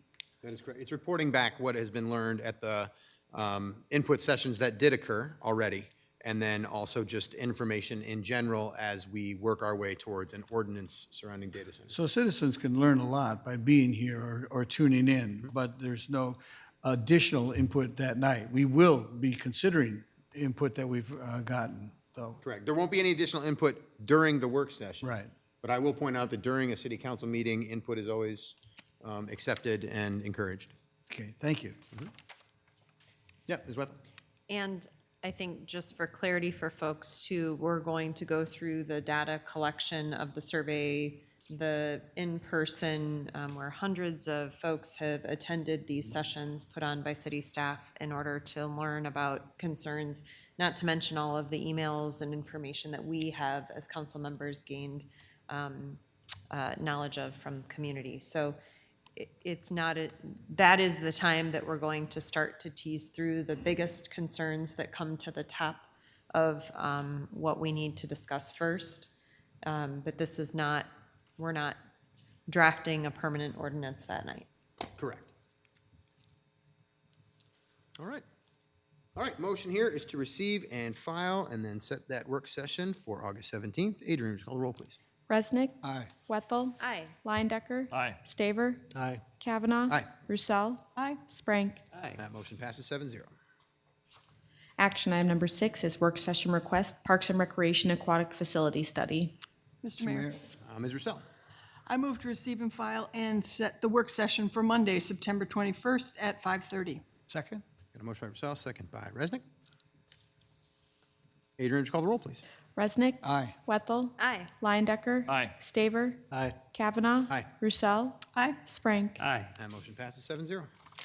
Action item number 7 is Auburn Street and Custer Street Infrastructure Reconstruction Project video.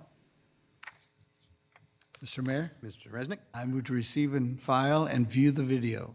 Second by Leindecker. Motion by Resnick, second by Leindecker. It is video time. We've got several here, so Eric, we can roll the first one, please.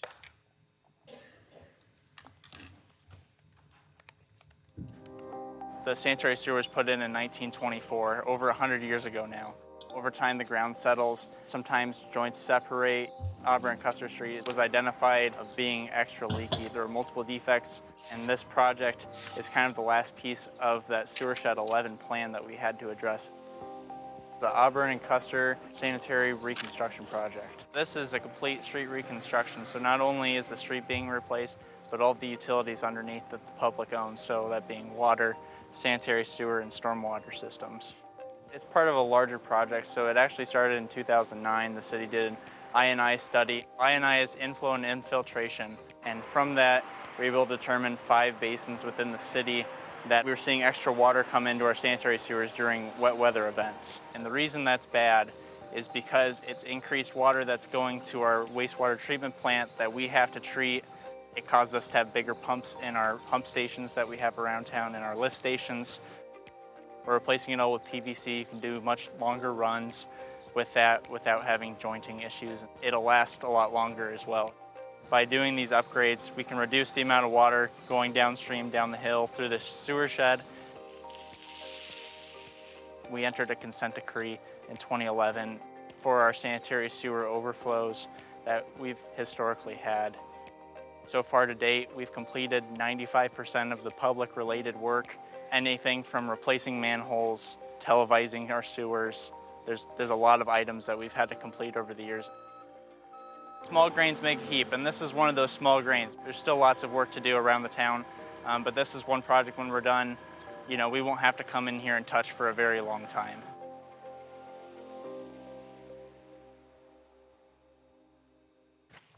Wow, that's a very informative video. Thank you very much to our communications department for making that and highlighting one of those major projects we're working on. All right, motion was to receive and file. Watch that video. Adrian, would you call the roll, please? Resnick. Aye. Wethel. Aye. Leindecker. Aye. Staver. Aye. Kavanaugh. Aye. Roussel. Aye. Sprank. Aye. That motion passes 7-0. Action item number 8 is Public Works Sewer Maintenance Crew video. Mr. Mayor, Ms. Roussel. I move to receive and file and watch the video. Second by Leindecker. Motion by Roussel, second by Leindecker. We can roll that one, please, Eric. There's 319 miles of gravity sewer main and roughly 183 of storm pipe. Every flush and swirl down the drain travels through the miles of sewer lines hidden beneath the city. From stormwater to sanitary sewer, one team keeps it all flowing, the Public Works Sewer Crew. We clean and inspect the sewer and stormwater gravity pipes throughout the city. So we get calls throughout the year, people with sewer problems. When a sewer line is blocked, problems surface fast. Streets can flood. Wastewater can back up into homes. Rain or shine, Day or night, the sewer crew needs to stay equipped and ready to respond. And when a call does come in, the crew responds to inspect the line and start clearing the blockage. Our protocol is we jet the pipes. Using a vac truck capable of blasting nearly 3,000 psi of water, jetting breaks through clogs and debris. However, no one blockage is ever the same. We got different nozzles for different applications. Our larger CCTV camera, we got the cutter, inline pipe repairs. To find the right solution, crews can send cameras directly into the pipe to get real-time looks underground and determine the best tool for the job, while crews work underground to protect public and environmental health and keep wastewater flowing on the right path to treatment. Dangers above ground remain just as real. The challenging thing is a lot of the jetting, we're in the middle of the traffic. There's going to be a person walking down there to that manhole and they're susceptible to traffic. So when you see the sewer crew on the job, slow down, stay alert, and help keep them safe too. We'll try to get everything coned off when we're doing our monthly maintenance. There's still that guy that's going to have to walk out to that intersection. Who was looking forward to looking inside our sewers tonight, huh? That was actually a great video to be able to see. And that narrator's voice was probably just the best voice I've ever heard. That was our very own Eric Moeller in the back. Thank you very much for that, Eric. Mr. Mayor. Yes, Mr. President. I just wanted to say that my own personal experience is driving around Dubuque. Dubuque drivers are very cognizant of the city workers, and they give them a wide berth. I appreciate that. They don't know I'm thinking about them and thanking them. But they are very considerate of our city workers as far as my experience, so I want to just encourage that, and I just let people know I definitely appreciate their extra concern about our workers. Thank you. Thank you. All right, motion there is to receive and file, watch the video. Adrian, call the roll, please. Resnick. Aye. Wethel. Aye. Leyendecker. Aye. Staver. Aye. Kavanaugh. Aye. Roussel. Aye. Sprank. Aye. Motion passes 7-0. Action item number 9 is Dubuque welcomes Ragbri video. Mr. Mayor, I Mr. move Leyendecker. that we receive and file and watch the video. Second? Got a motion by Leyendecker, second by Resnick. Roll the video, please, Eric. Dubuque went all out. They gave me so much hope, inspiration, and just desire to pedal harder just to get to the end. This is my 4th. Has not happened in all 4 to that level. Wow. It's a beautiful city. I've never been here before, but I'll be back. We're welcoming all the riders from Ragbri here in Dubuque. Just thousands and thousands of people are coming in here all the way across the state from the farthest point west to the farthest point east. And now you get to do it in Iowa's oldest city. Yeah, it's a very significant moment for everybody. It was a lot harder and a lot further than I expected, but I loved it. It was better than my expectations, and every day was better than the day before. I was surprised with Dubuque. It had a lot of hills, and there were some tough ones going up and down, and it was really, really good.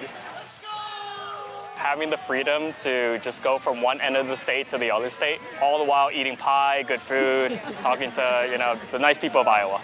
Everybody coming together to celebrate in this way is something that people have said about every single city along the route. It really does show a great sense of community when everybody comes together to do this. It requires an army of volunteers to come out and put this thing on. Here in Dubuque, every single town. Felt very supported and emotional, actually, coming into town. A whirlwind of emotions, very thrilling, grateful, energized, happy.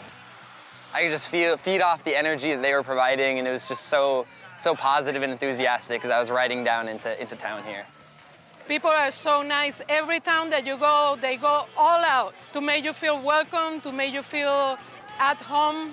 I didn't have anybody to cheer for me, but I have everybody, the whole town cheering for me. The dip site is very symbolic. You start in the Missouri River on the western side of Iowa, and then you end at the Mississippi. Every year, that's Ragbri. I got into it because of Zach over here. He got diagnosed last year with cancer, and it really impacted me.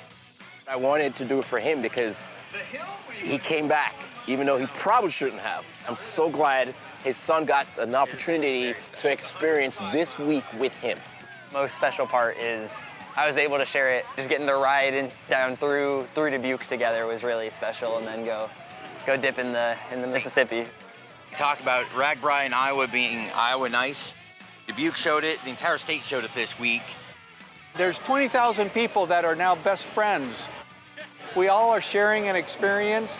We're just who we are and having a great time.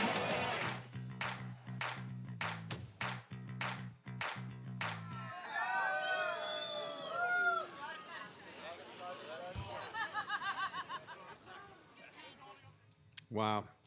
Well, thanks to Felicia Carter for making that. She spent a lot of time down there recording all that and talking to everybody. I want to thank all the riders who made it into town. It's hard for me to measure days sometimes, in this role, but I think I'm going to be pretty confident saying that my favorite day as mayor so far was that day.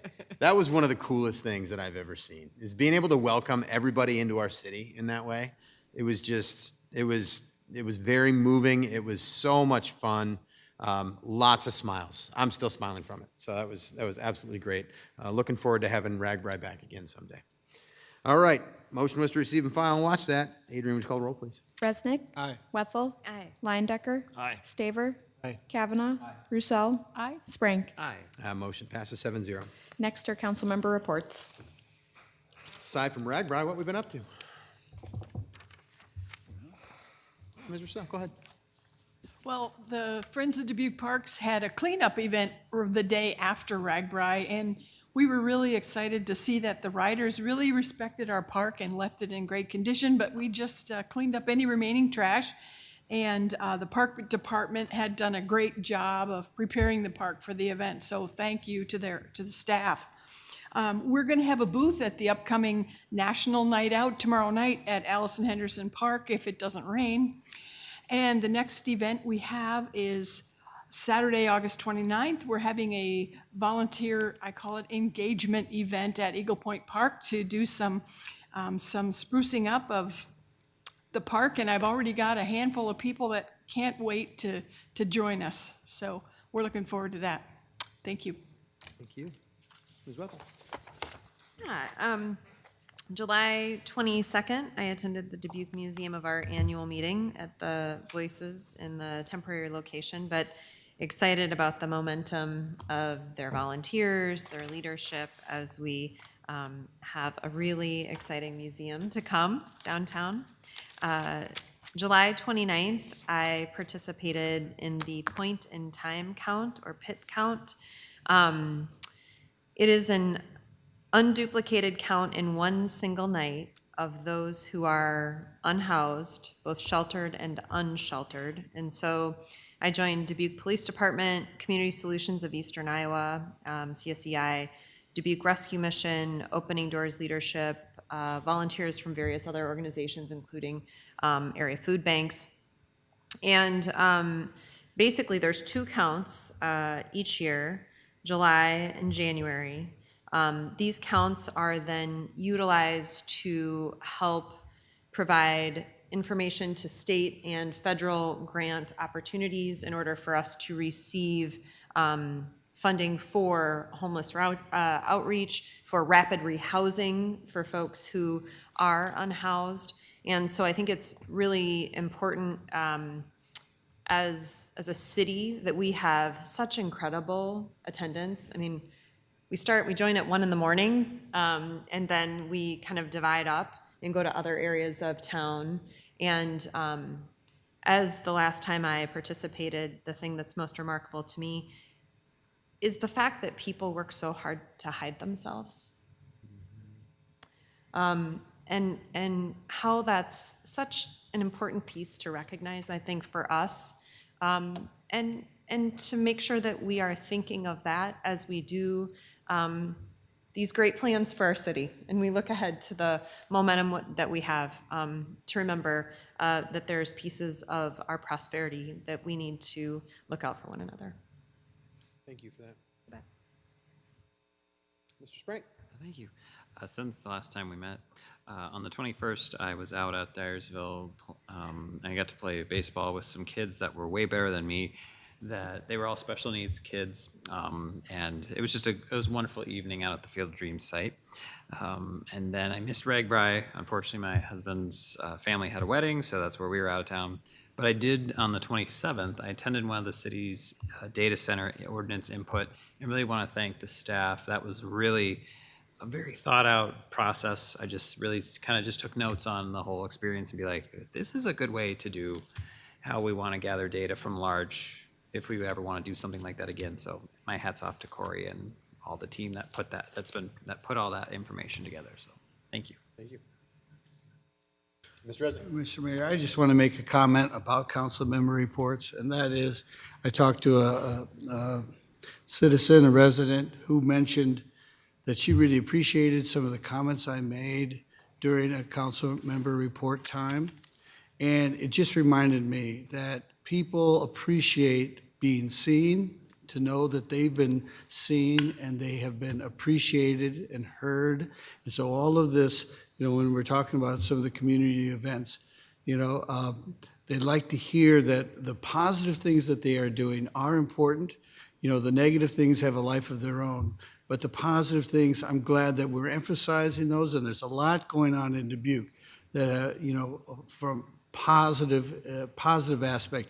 Our residents are amazing and do so many things for others, and I'm glad we're recognizing that. Thank you, Mr. Mayor. Thank you.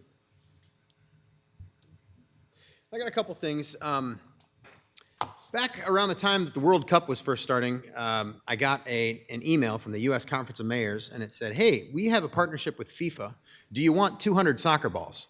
And I just emailed back, yes. So we got 200 soccer balls at the city of Dubuque, and we get to distribute those 200 soccer balls. So I worked with our communications department and our Parks and Recreation department, and our first distribution was to the Miracle League, and that was so much fun. I did not stop a single goal, by the way. They forced me to get into the net, and I was terrible at goalkeeping. So they were wonderful at kicking those goals. But it was great to be able to hand those over. And I really want to thank the U.S. Conference of Mayors and FIFA for working together to be able to do that in cities across the United States. It was actually a really, really fun thing to do, and there's more soccer balls to come. Got to welcome everybody, as I do every year, to the Dubuque County Fair. This year I was joined by Taylor Toole, the mayor of Centralia, and Sherry Sigworth, the mayor of Balltown, who joined me on stage to be able to say our mayoral welcome for the Dubuque County Fair. So I hope everybody had a great time for that. And then he was here earlier tonight and stepped away. He's had a very busy schedule. But several of us have had the opportunity to sit down with a visiting mayor who is here in Dubuque, and I just want to make sure that I let people know that it's been such a pleasure to meet with Mayor Hiroto Fuji of Minakamo City in Japan. He won a contest to be able to choose a city in the United States to come to, and he chose Dubuque, of all places. And over the last couple of days, we've learned a lot about why he's chosen Dubuque, because the questions that he's asking are very pointed questions about the things that we're doing here and how particularly how we've developed our Main Street over years, how we've dealt with major infrastructure projects, and the similarities between us and what Mayor Fuji is experiencing in Japan are striking to me. There are quite a few similarities. It's been a pleasure getting to know him and the couple of gentlemen that are with him. So thank you to Mayor Fuji for being in Dubuque, and hope he enjoys the rest of his time here. And if you happen to see him, please be sure to welcome him. He's very excited to be here in Dubuque. All right, well, we have a closed session, so I'll take a motion, please. Mr. Mayor. Ms. Wethel. I move to go into closed session according to Chapter 21.51J Code of Iowa to discuss purchase or sale of real estate. I've got a motion by Wethel and a second by Staber. For the record, the attorney the city council will consult with on the issues to be discussed in closed session is City Attorney Croner Brumwell.